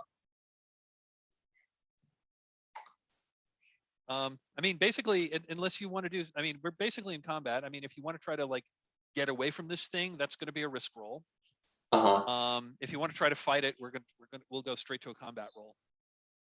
Okay. If you want to do something else, we'll figure out what that is.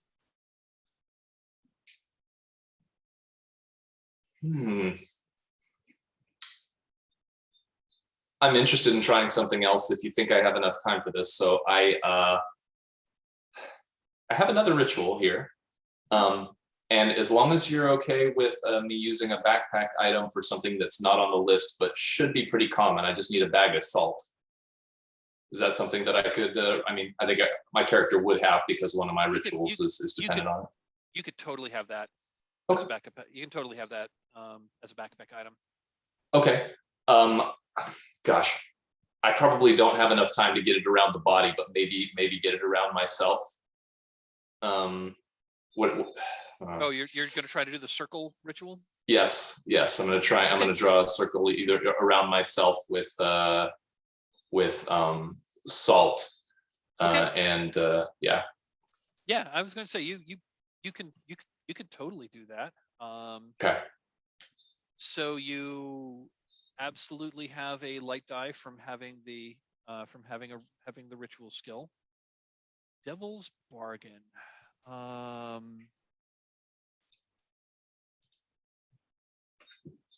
Let's see.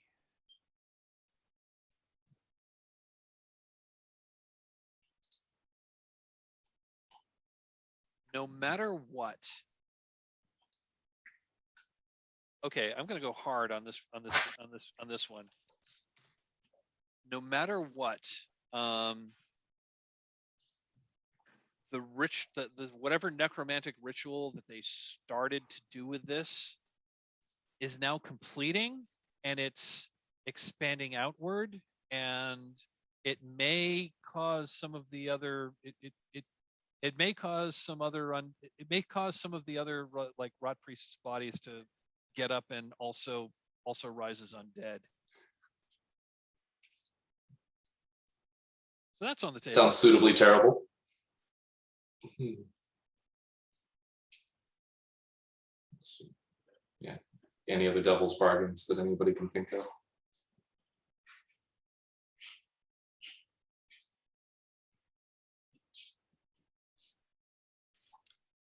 I just think maybe it amplifies your talk to animals thing, so that carnivores and carrion eaters are attracted to you now. So it's like a big dinner bell saying everything that can eat meat, come and get it.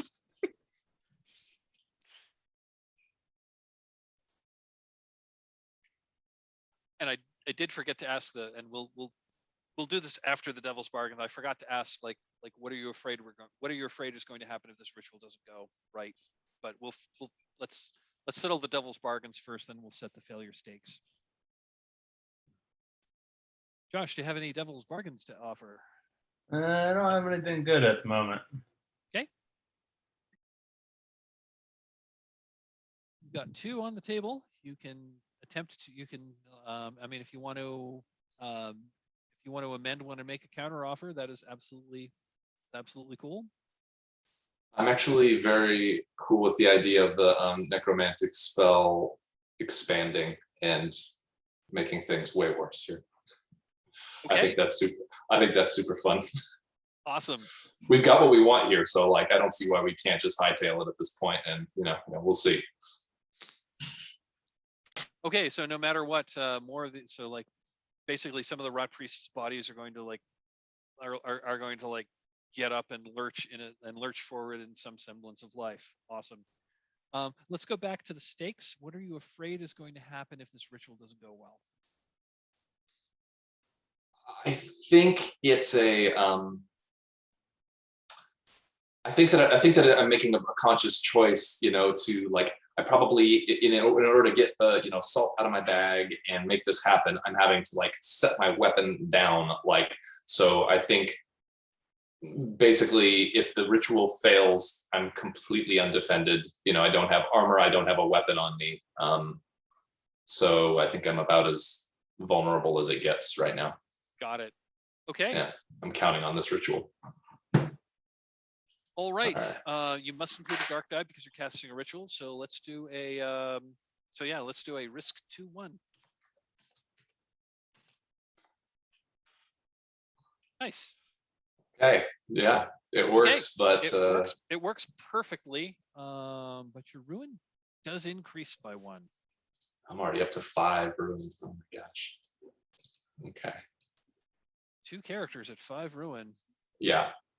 So I'm imagining that like I create this salt circle and I immediately call out to both Nevin and Kel. Necromantic ritual, body rising, help. So you are protected from this. So this gets up and it starts to try to like take a swing at you, but it can't. So it lurches to its feet, turns, and starts like shambling out of the. It just starts slowly shambling and like in The Walking Dead. This is not a fast zombie. Let's put it that way. So Nevin and Kel, out of the you hear Orlin shout a warning and Nevin, you recognize this guy. This was the cultist you threw off the cliff the other day. I kind of figured we were at the front, sort of doing poses with our new helmets. And then, oh shit! He's clearly dead. His abdomen's ripped open, and he's like trailing his intestines. He's like trailing his intestines behind him, but he's like lurching out, and he sees you, and he starts lurching. He starts lurching toward you. Yeah, I mean, I'm partially responsible for that situation, so I'll go and deal with him. This thing is not fast. I'm going to say that as you are, as you're readying to fight this guy, you see some more movement out of the corner of your eye, and 2 of the dead rot priests also kind of like lurch jerkily. They're clearly dead, but whatever's animating this guy is also animating 2 of these rot priests, and they like try to get to their feet, and the 3 of them are like now moving toward you. What do you do? Shit. I'll say kill, fight, or run. I think the 2 that are on the ground trying to get up, Kel's thinking, what I picked up from the bodies was some railroad spikes. So I was thinking, I'll go try and like nail them down to the ground so they can't get up.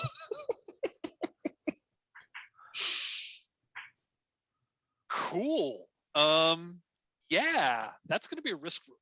Yeah, why don't we do that first? Because I think that's both awesome and disturbing. So yeah, let's do that. So clearly what you want to do is like pin them to the ground so they can't get up. This is clearly going to be a risk roll. Yes, you've got an appropriate piece of equipment. So you get a light die. Devil's bargains.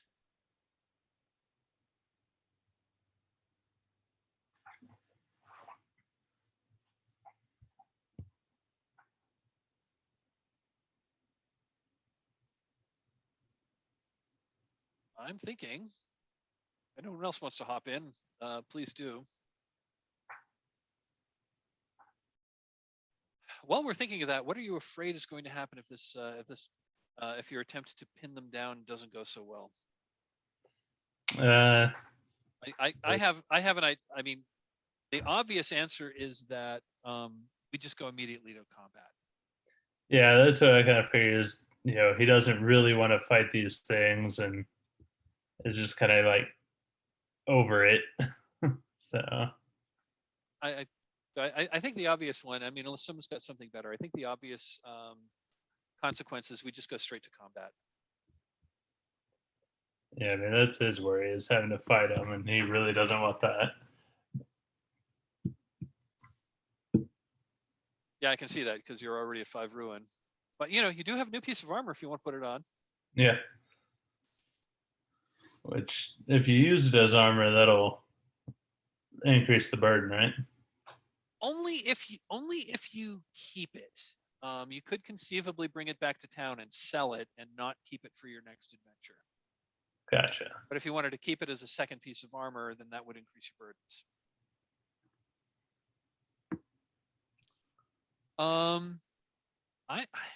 Devil's bargain.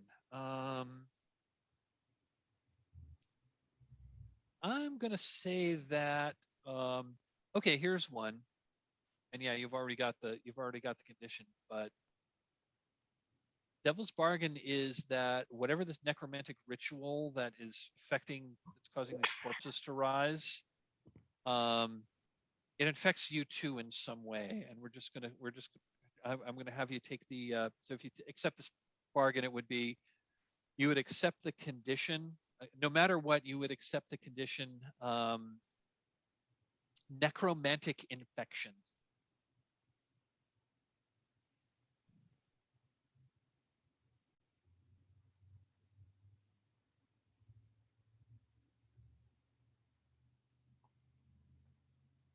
I am also going to say that attempting to nail these things down, I think that is inherently risking your body.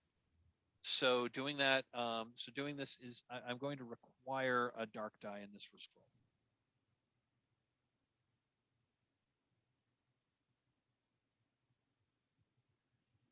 Anyone else have a bargain?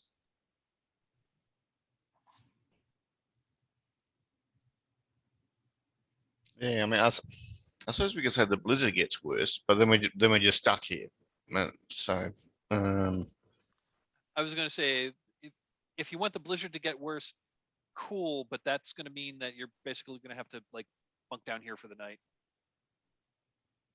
well, it's a nice spot, so. I mean, work for the rod priests. You got the tents already here. Depends how much you want the dice. So yeah, so the blizzard gets worse. We'll have to stay here the night. Yeah, I was going to say that is an absolute valid devil's bargain.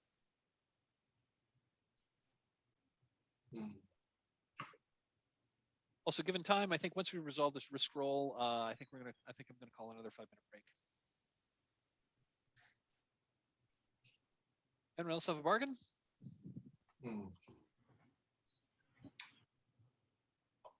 All I can think about is that, we've got a couple of these bodies already rising. There are still 2 others there.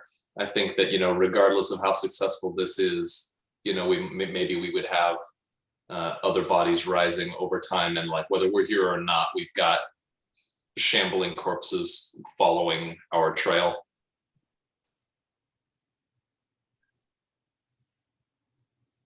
That's pretty cool. That would definitely add some that would definitely add some interesting bits to the fiction. So, Josh, we've got some devil's bargains on the table. Do you like any of them, or do you want to make a counter offer on any of them? Or you can say, "Nah, I don't like any of these. Let's just not." I think maybe us getting stuck here overnight or something that seems. It's like, ah, damn, we wasted too much time. So. Okay. So in that case, so no matter what, the blizzard's going to it's going to turn into a full blown blizzard, and but you get an extra light die. So yeah, let's go ahead and do a risk 2-1 to try to pin these zombies down.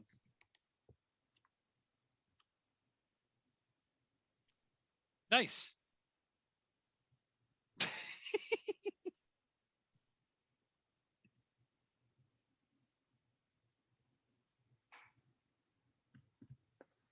Laughing at a chat comment. Okay. Yeah, that totally works. I think I'm just going to say that the complication is. I'm going to say that the complication is this. Yeah, you've pinned them down. You have pinned them down. Go ahead and tell us what that looks like. But you're pretty sure that these things are probably going to be able to work themselves off of the spike in a reasonable amount of time, in a fairly short amount of time. Yeah, so I think I rush over there and I've got those big iron spikes, and I basically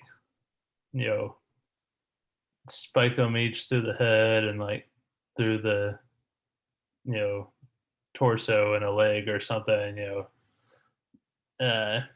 just to kind of hold them there. And then my next thought is, there's two more. I want to throw those bodies on the fire. And so I'm just kind of scrambling with that. Got it. So, Nevin, what are you going to do with the one zombie who's trailing his entrails, who's coming at you? I've got tar and torches, so I'm just gonna throw some tar and try and light it up. And but do you want to go to break first, or? Yeah, let's do it. Yeah, let's take a 5-minute break. Come back at 18 minutes after, and then we'll finish the scene.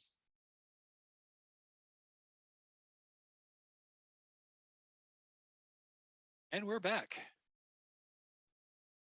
Okay, so trying to think where we were. Oh, right. So Kel has just pinned down these zombies. Although he's pretty sure they're not going. They're held for now. They're probably not going to hold for long. So you're probably going to need to do something with them. And Nevin, a zombie trailing his entrails, is lurching towards you. What are you doing? Yep. So I've got my tar and my torches, and I'm gonna try and light him up. Nice. The risk, of course, is that I set myself on fire instead. Sounds good to me. Yeah, I think that's going to be a risk 2. Oh wait, that's a risk 1. Devil's bargain. Sorry, I was thinking hunt rolls. So yeah, you definitely get a light die for that. No matter what, you catch one of the other tents on fire. That doesn't concern me. That's not really.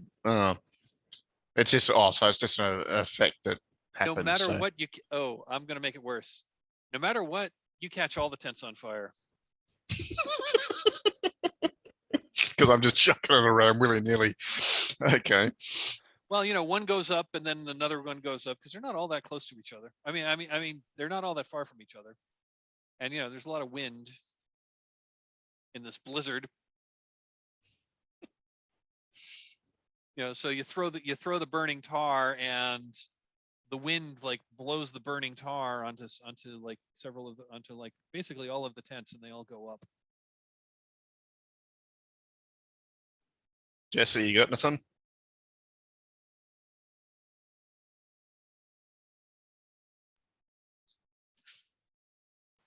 Nothing I can think of at the moment.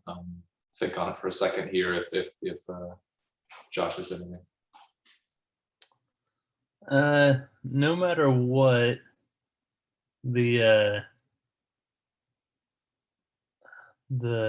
smell of the bodies or whatever starts, attracting animals, I guess. especially the roasting bodies. Smell of blood attracts predators. I like that.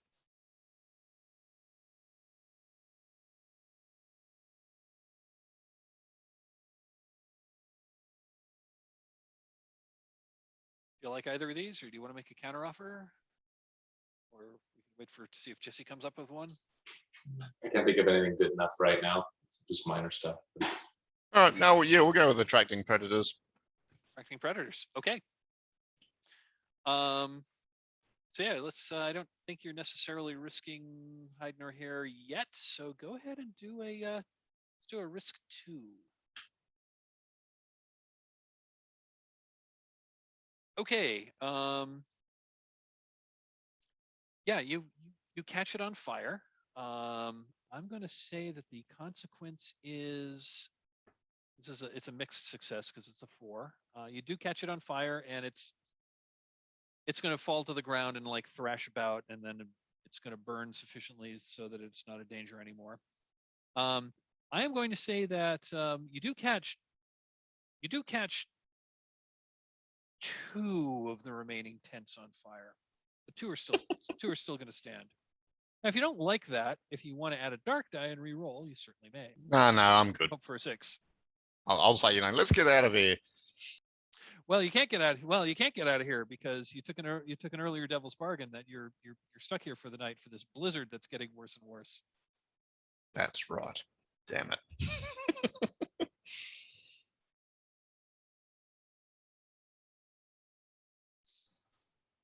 Help me burn the others. I'm like dragging one of the ones that hasn't started getting up yet. Yeah. Drag some over and put them on the fire. I'm just going to say that I'm going to say that you're able to. I'm going to say that you're able to like get this fire burning pretty brightly, especially if you drag some of the if you grab some of the debris from the other tents that were starting to burn.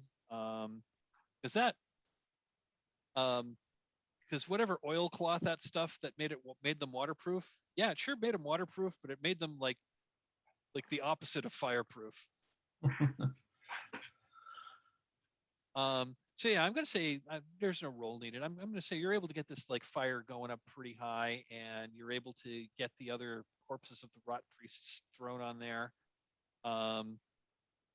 What are you gonna do about the 2 zombies that you've pinned? That again, it looks like they're working themselves off of those spikes that you spiked them down. Gonna get the others to help me try to,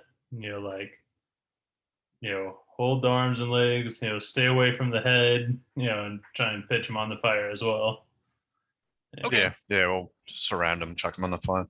Yeah, and Orland's left the tent at this point where he was in that salt circle, and he's helping out with that as well. Okay, got At it. least we don't have to worry about them biting us, thanks to Orland. Yeah, I don't think we're gonna need a roll for this. You're welcome, Cool. I guess. So cool. You were burning all of the bodies, so there are no more corpses that could animate. Just checking time. We've got about 35 minutes left of play. So let's talk about so this blizzard's getting really bad. The snow's coming down really hard. The wind is blowing. It's getting bitterly cold. You do have there are 2 of the rot priests' tents that are still there, and they seem pretty. They seemed halfway decent. There's even there's even like a hole in the top, so you can light a fire in the tent. So there's kind of like natural venting. You're not going to completely smoke yourself out of the tent if you light a fire in there. Ratung's still with us, isn't he? No, you left Ratung. You left Ratung with Sarku. Oh, that was a great idea. Okay. He wanted you to stay with him so he could like write down all of the stuff that Sarku was telling him about old Kaldor. I'm sure when he sees the big fire, he'll head over this way. And it's also starting to get dark. Oh, make camp for the night and yeah, get some rest. Very cool. I suggest we all like take the same tent. They are But- big enough that you can all bunk down in one tent. It'll be it's a little close, but you know, you've camped close to each other before for safety. Are you setting watches, or how are you going to run the night?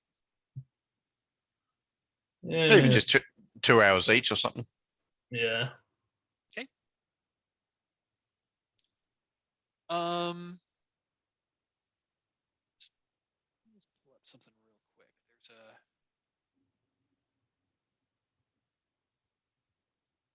move from another PPTA game that I think might be appropriate. Let me just see if I can find it real quick. There's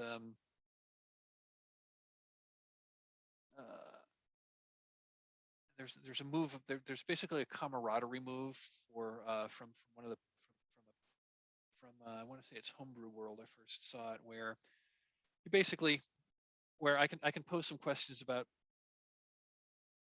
you know, like when you're camping together, just to sort of like establish some like some more personal bonds between characters. Like things like, you know, what do you you know, I'm just gonna You're talking about Hearthfire. There's Trophy Gold where there's like questions while you're traveling and stuff. In Codex Gold, I think it was, or Codex Hearthfire. it was in one of the it was there was there's basically there's a move out there that I've seen. I think I first saw it for Dungeon World. It was basically so what do you find, you know, like what do you find particularly endearing, and what do you find particularly annoying about your traveling companions? So I think I think I'll let's I think I'm going to use those two questions just to like, so go ahead and about let's go around. Each of you kind of like describe you know, kind of like what it's going to be like bunking together in this strange tent while this horrible storm blows outside. So like I'll so yeah, why don't we start with that? Why don't each of you just tell us like one little you know, one little tidbit or incident or impression you get of spending the night in this So we're tent. doing it about ourselves, or we're doing it about the other characters? But I think at this point, I think for this one, let's just do just kind of like sensory impression. Like, what do you see? What do you experience? Like, what's something that happens? I think Nevin twitches and he sort of moves and twitches and he's got his kind of hands up like this and he's just twitching a lot in his sleep.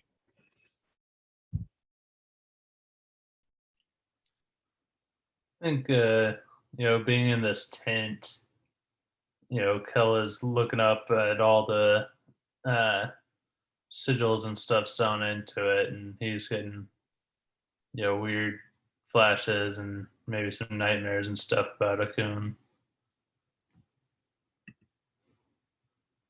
Cool. I think Orlin is sleeping relatively like fitfully, and you get occasional, you know, like maybe a bird call from him, you know, kind of as he's sleeping, and maybe, you know, just some odd, you know, you can tell he's not sleeping very well because his mind is constantly assaulted by the thoughts and impressions from wildlife around. Cool. So I think I'm going to now use that other technique I started to say, and I'm going to say, what is so Nevin, what is something that you find endearing about Orlin sharing this tent? He was sort of looking at his teeth and he wasn't just looking at them, he'd actually ting on them as if he's expecting to make different sounds and stuff. Like trying to make a musical instrument out of them. Orlin, what is something endearing that you what is something that Kel does, or what is something that you find endearing about Kel staying in this tent tonight?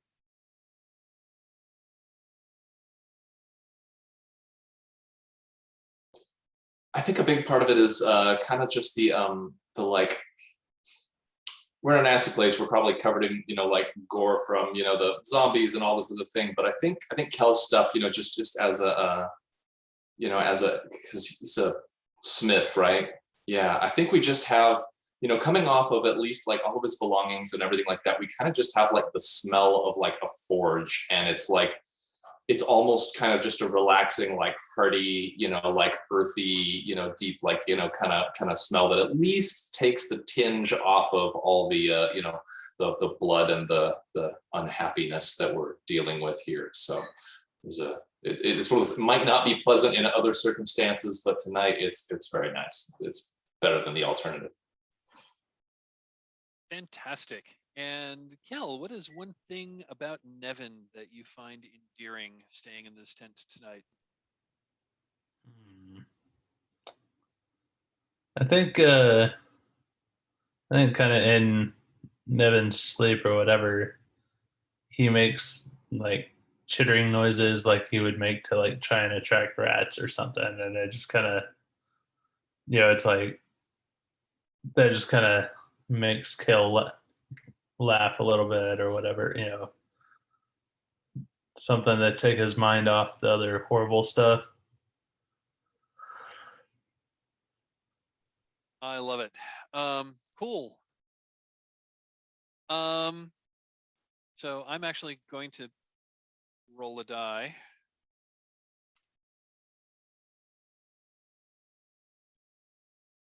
So who is on? So who's taking? So you said I'm you're first. basically, you're first. Okay, that explains it. Okay. So Nevin, about, I don't know, an hour, maybe 2 hours into your watch, there's you definitely hear the sound of something kind of sniffing around at the edge of the tent.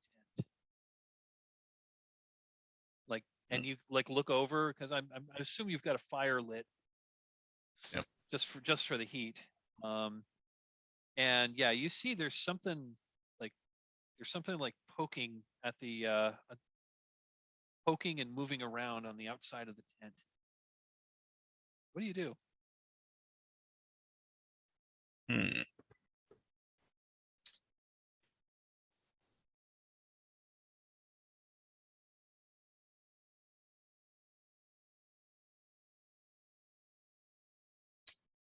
I'm gonna pull out my deer musk, and I'm gonna try and leave a bit of a trail away from the tent.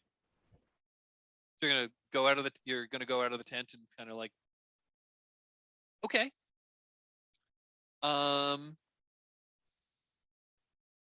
Awesome. I think that's, I want to do a roll here. I don't think we're going to need a roll. I think that's going to work really, really well, because you get out, and I mean, are you going to look to see what it is first? You're just going to like get out and just kind of like try to like so how No, I'm not gonna look to see what it is. I'm just gonna leave a trail, make my way back, and I'm just gonna go back to sleep and hope for the best. Got it. Yeah, I don't think I'm going to call for a roll. I'm going to say that works pretty well. I'm going to say that works pretty well. And like after you come back, you never actually saw the signs of whatever it was, but once you're back, whatever it was seems to not be there anymore.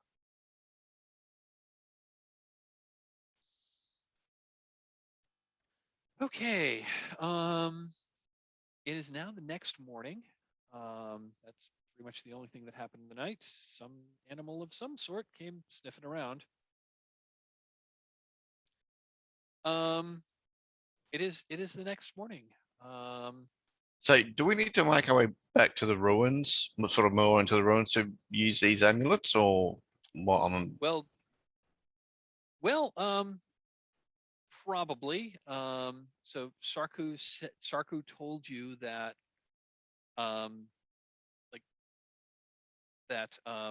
Akun's temple was in the death realm, and this like whirlwind was like sucking energy from this world into the death realm that was going to try to power her attempt to come into the real world, and that would be bad. So you're going to need to go in that direction. And he said that something along the lines of you will find a way in. There is a way into the death realm there, and you'll need the amulets in order to get there. But he was kind of vague on the specifics. So yes, you're going to need to trek back across the ruins in that direction. So do we have the option to spend a token each to just, narrate us searching through the ruins and finding a way into the death realm, or? I was going to say you can absolutely. I mean, you don't need to. Let me just double check how this. That's going to be another set that you did need to discover by searching through the ruins. So yes, I'm going to say if you want to burn 3 tokens, I'm not even going to make you burn 3 tokens. I'm just going to say I'm just going to narrate. I'm just going to narrate you like getting to the next set. And you're going to have you're going to have some options. So looking at time, I think we're just going to so the next day it's overcast again, but the snow the blizzard has ended. You can tell that there was a fair amount of snow that fell, but with the winds, it was that dry and powdery snow, so the wind has blown a lot of it away, although it's definitely so most of the ground is actually pretty easy to walk on, but depending on how the wind and the geography were, there are some pretty high snow drifts, some of which might even be like 4 or 5 feet deep. But for the most part, the snow has been cleared away by the wind. So you head back north to the ruins. Is that the plan? You're going to try to find where the next area is. So I'm just gonna narrate. It takes you the better part of the day. You're like poking through the ruins, and you do find 2 places that you're not. You do see 2 things. One is there's a building. It looks like it's roughly of the same age as the rest of the ruins, but this strangely is still intact.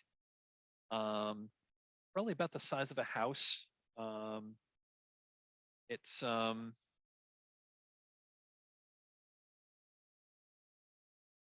the description here. It's a round stone building with kind of like a spherical dome on top. It is one of the few intact buildings that you've found, and it's by far the largest intact building found.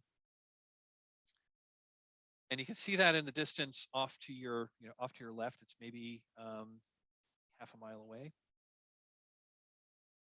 Ahead of you, you also see that the ruins. You can just kind of see the ruins are giving way to like a series of like what look like crypts and mausoleums.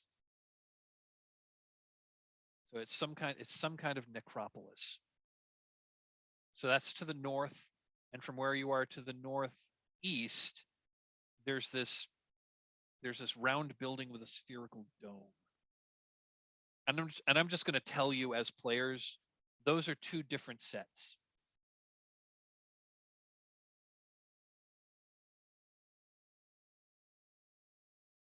And I'm going to ask you which do you want to head to? Do you want to head to the necropolis, or do you want to head to this like domed building? I think Nevin or I think there's just going to be a lot of those zombie things at the necropolis. Maybe we should go to the dome thing. What do you need to think? Yeah, I'm sick of zombies myself. I think Orlin probably, hears the discussion just kind of just starts walking over towards the in the direction of the domed building. Doesn't even really say anything. I think it's pretty much just decided. Okay. Yeah, it takes a little while to get there, but it's not hard. Not hard to get there. So this round stone building with a spherical dome is one of the few intact buildings that still stand in the depression, and it is by far the tallest. It looks like it's like a round building with a almost spherical dome. Stands probably about maybe 35, 40 feet tall to the top of the dome from the ground. There appears to be a single door. There's a set of stairs that goes up, and it's a single. It looks like it's an open doorway. Does not appear to be any. It looks like there may have been a door there at once in the past, but there is not a door now. It's just open, and looking inside, it's just dark in there. And I will tell you, this set name is called the Spiral Chapel, and the set goal is to recover the spiral crown and learn its secrets.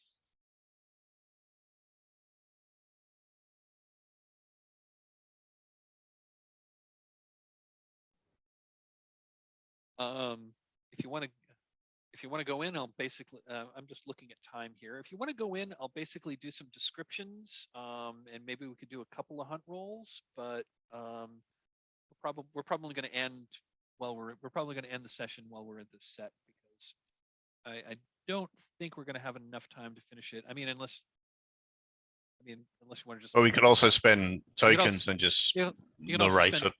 I was going to say, you could also spend tokens, and I'll just narrate it. Although, remember, when you spend tokens, you're not necessarily finding stuff. You got to find stuff by doing hunt rolls. You'd solve the set, and you'd get whatever you needed to do for the set, which is presumably recover the spiral crown and discover its secrets, but you wouldn't necessarily find any other treasures. What is the plan, gentlemen?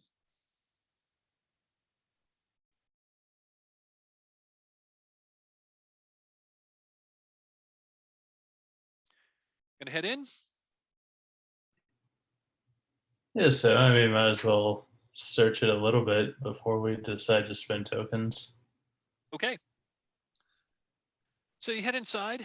It is dark, so you do need to light a lantern or something so you can see. It's just the light of this one open doorway. So this building seems to have just a single room. It's an open round room, no windows, one entrance. Get the feeling it's some kind of a chapel.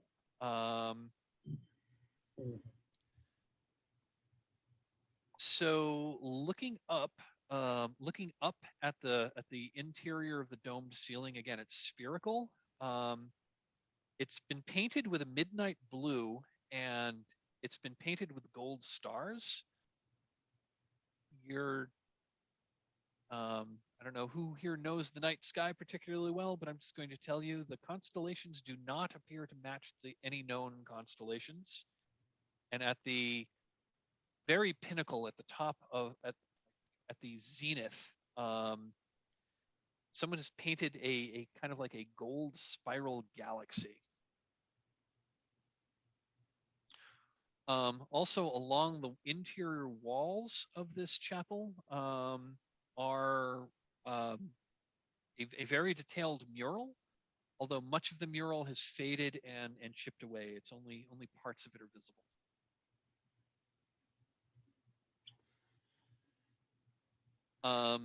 So looking around the chapel itself, again, it feels like a chapel of some sort, but there's no apparent, there are no pews, there's no place to sit, and surprisingly, there's no altar of any sort.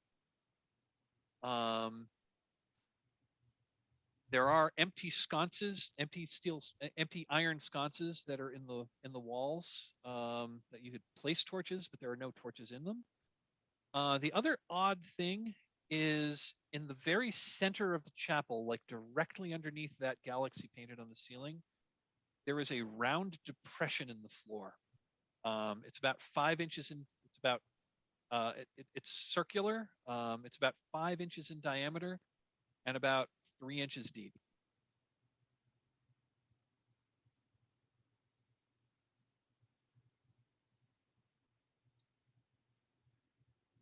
what do you do? Well, Orlin will definitely walk over to look at the faded mural and try and piece together what's there if it's not too damaged. Got it. So I'm going to give you the description of the mural, and then looking at the time, I think we're probably going to end the session there, and we'll do a debrief. So while most of the mural on the walls has faded or flaked away, there's one section that's intact and remarkably so. So there was it depicts a priest gazing, like standing on like a balcony, and he's looking out into just like a star field. It's like there isn't any ground below him. He's like looking off into space, with stars. There's a section between this section. There's another section that's like fallen and chipped away, but then not far away there is another section that shows a woman wearing a jeweled crown that is facing against a demon. The demon has a mouth in the center of its chest and antlers. Lightning is arcing from this crown the woman is wearing toward the demon, and the demon is recoiling from this lightning.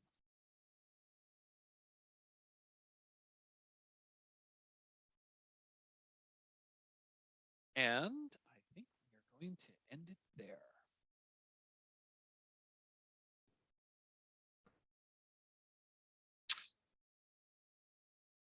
Nice place.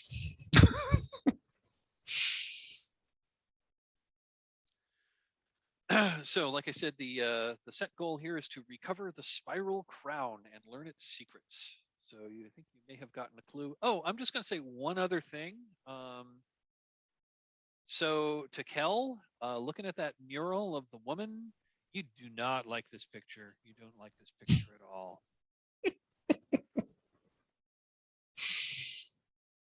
That woman, no, she should not be doing that.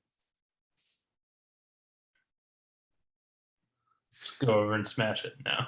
Headbutt Well, it. if we want to, we'll pick it up there next week. So cool. I enjoyed the session. I thought it was I wasn't expecting us to spend so much time at the priest camp, but yeah, that was fun. That was fun. I thought we had some really good. I just thought everyone had some really great character moments. No, Orlin, I do not know what's Jesse. I still don't know what's going on with Orlin and Teeth, but it's super creepy, and I love it. We'll see. Josh, thank you for being a good sport with because I as a GM wasn't interested in like having your character quite die, but you know, like becoming a secret turncoat. I hope you're okay with that. That's I'm perfectly fine with it. You know, as they always say, you know, play to find out what happens. I don't have a real set like, oh, this is what I want to do with my character. I'm just like, yeah, go with the flow. I mean, trophy gold characters don't really advance per se, so Not really. I think Jason Cordova said in one of the trophy podcasts, trophy characters don't get more powerful; they just get weirder. Yeah. And Blake, you know, I just love Nevin. You know, the whole rat thing. I loved how you described how you were attacking and killing those rot priests of like Yeah. like, very rat-like attacked. I love that. I'm kind of just waiting for Kale to like suddenly realize there's a big mouth on his chest.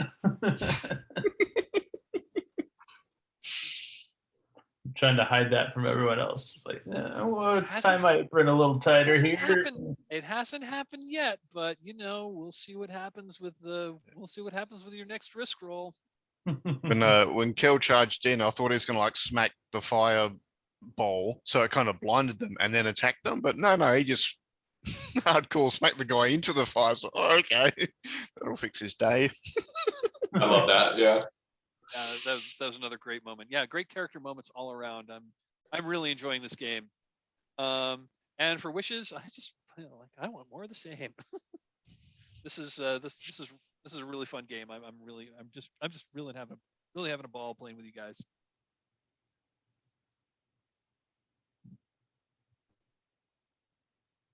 Anyone want to say anything? Wishes. Pull at character moments. Yeah, it was all good. As far as wishes go, I guess I want to get to the death realm and sort of see what happens, even if it comes to get us or something. I don't know. Just with the ruin in the party, it's going to be curious to see how many, if any, get out.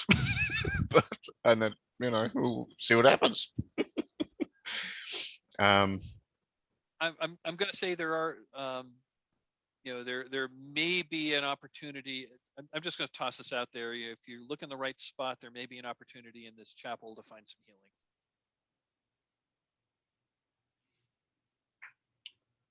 Yeah, I don't have any particular wishes. Just having fun, going along with it.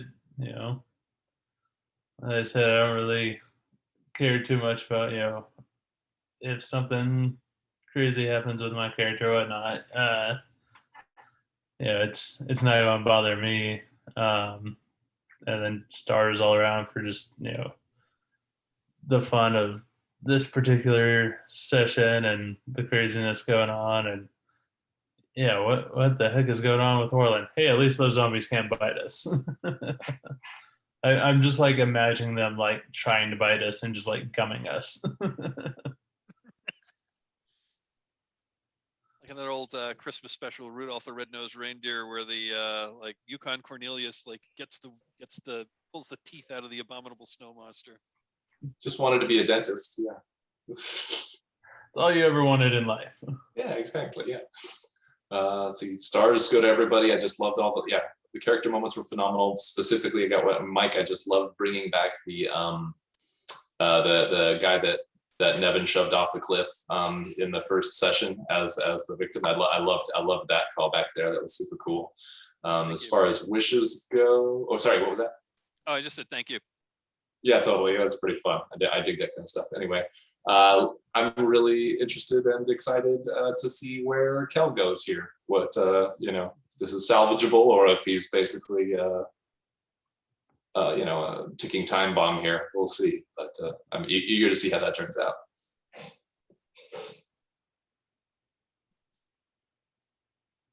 Okay, cool. Well, if nothing else, I think we're going to conclude this. Is it okay if I post this video? Awesome. Thanks, everyone. I'll try to get it to the Gauntlet video roundup before the end of the week, which means I need to submit it by noon tomorrow. All right. Well, thank you, everyone. I had a blast, and I'm looking forward to next week. Have a great week, and we'll see you then. Take care, folks. Good fun. Cheers all. Have a good one, everybody. Thanks.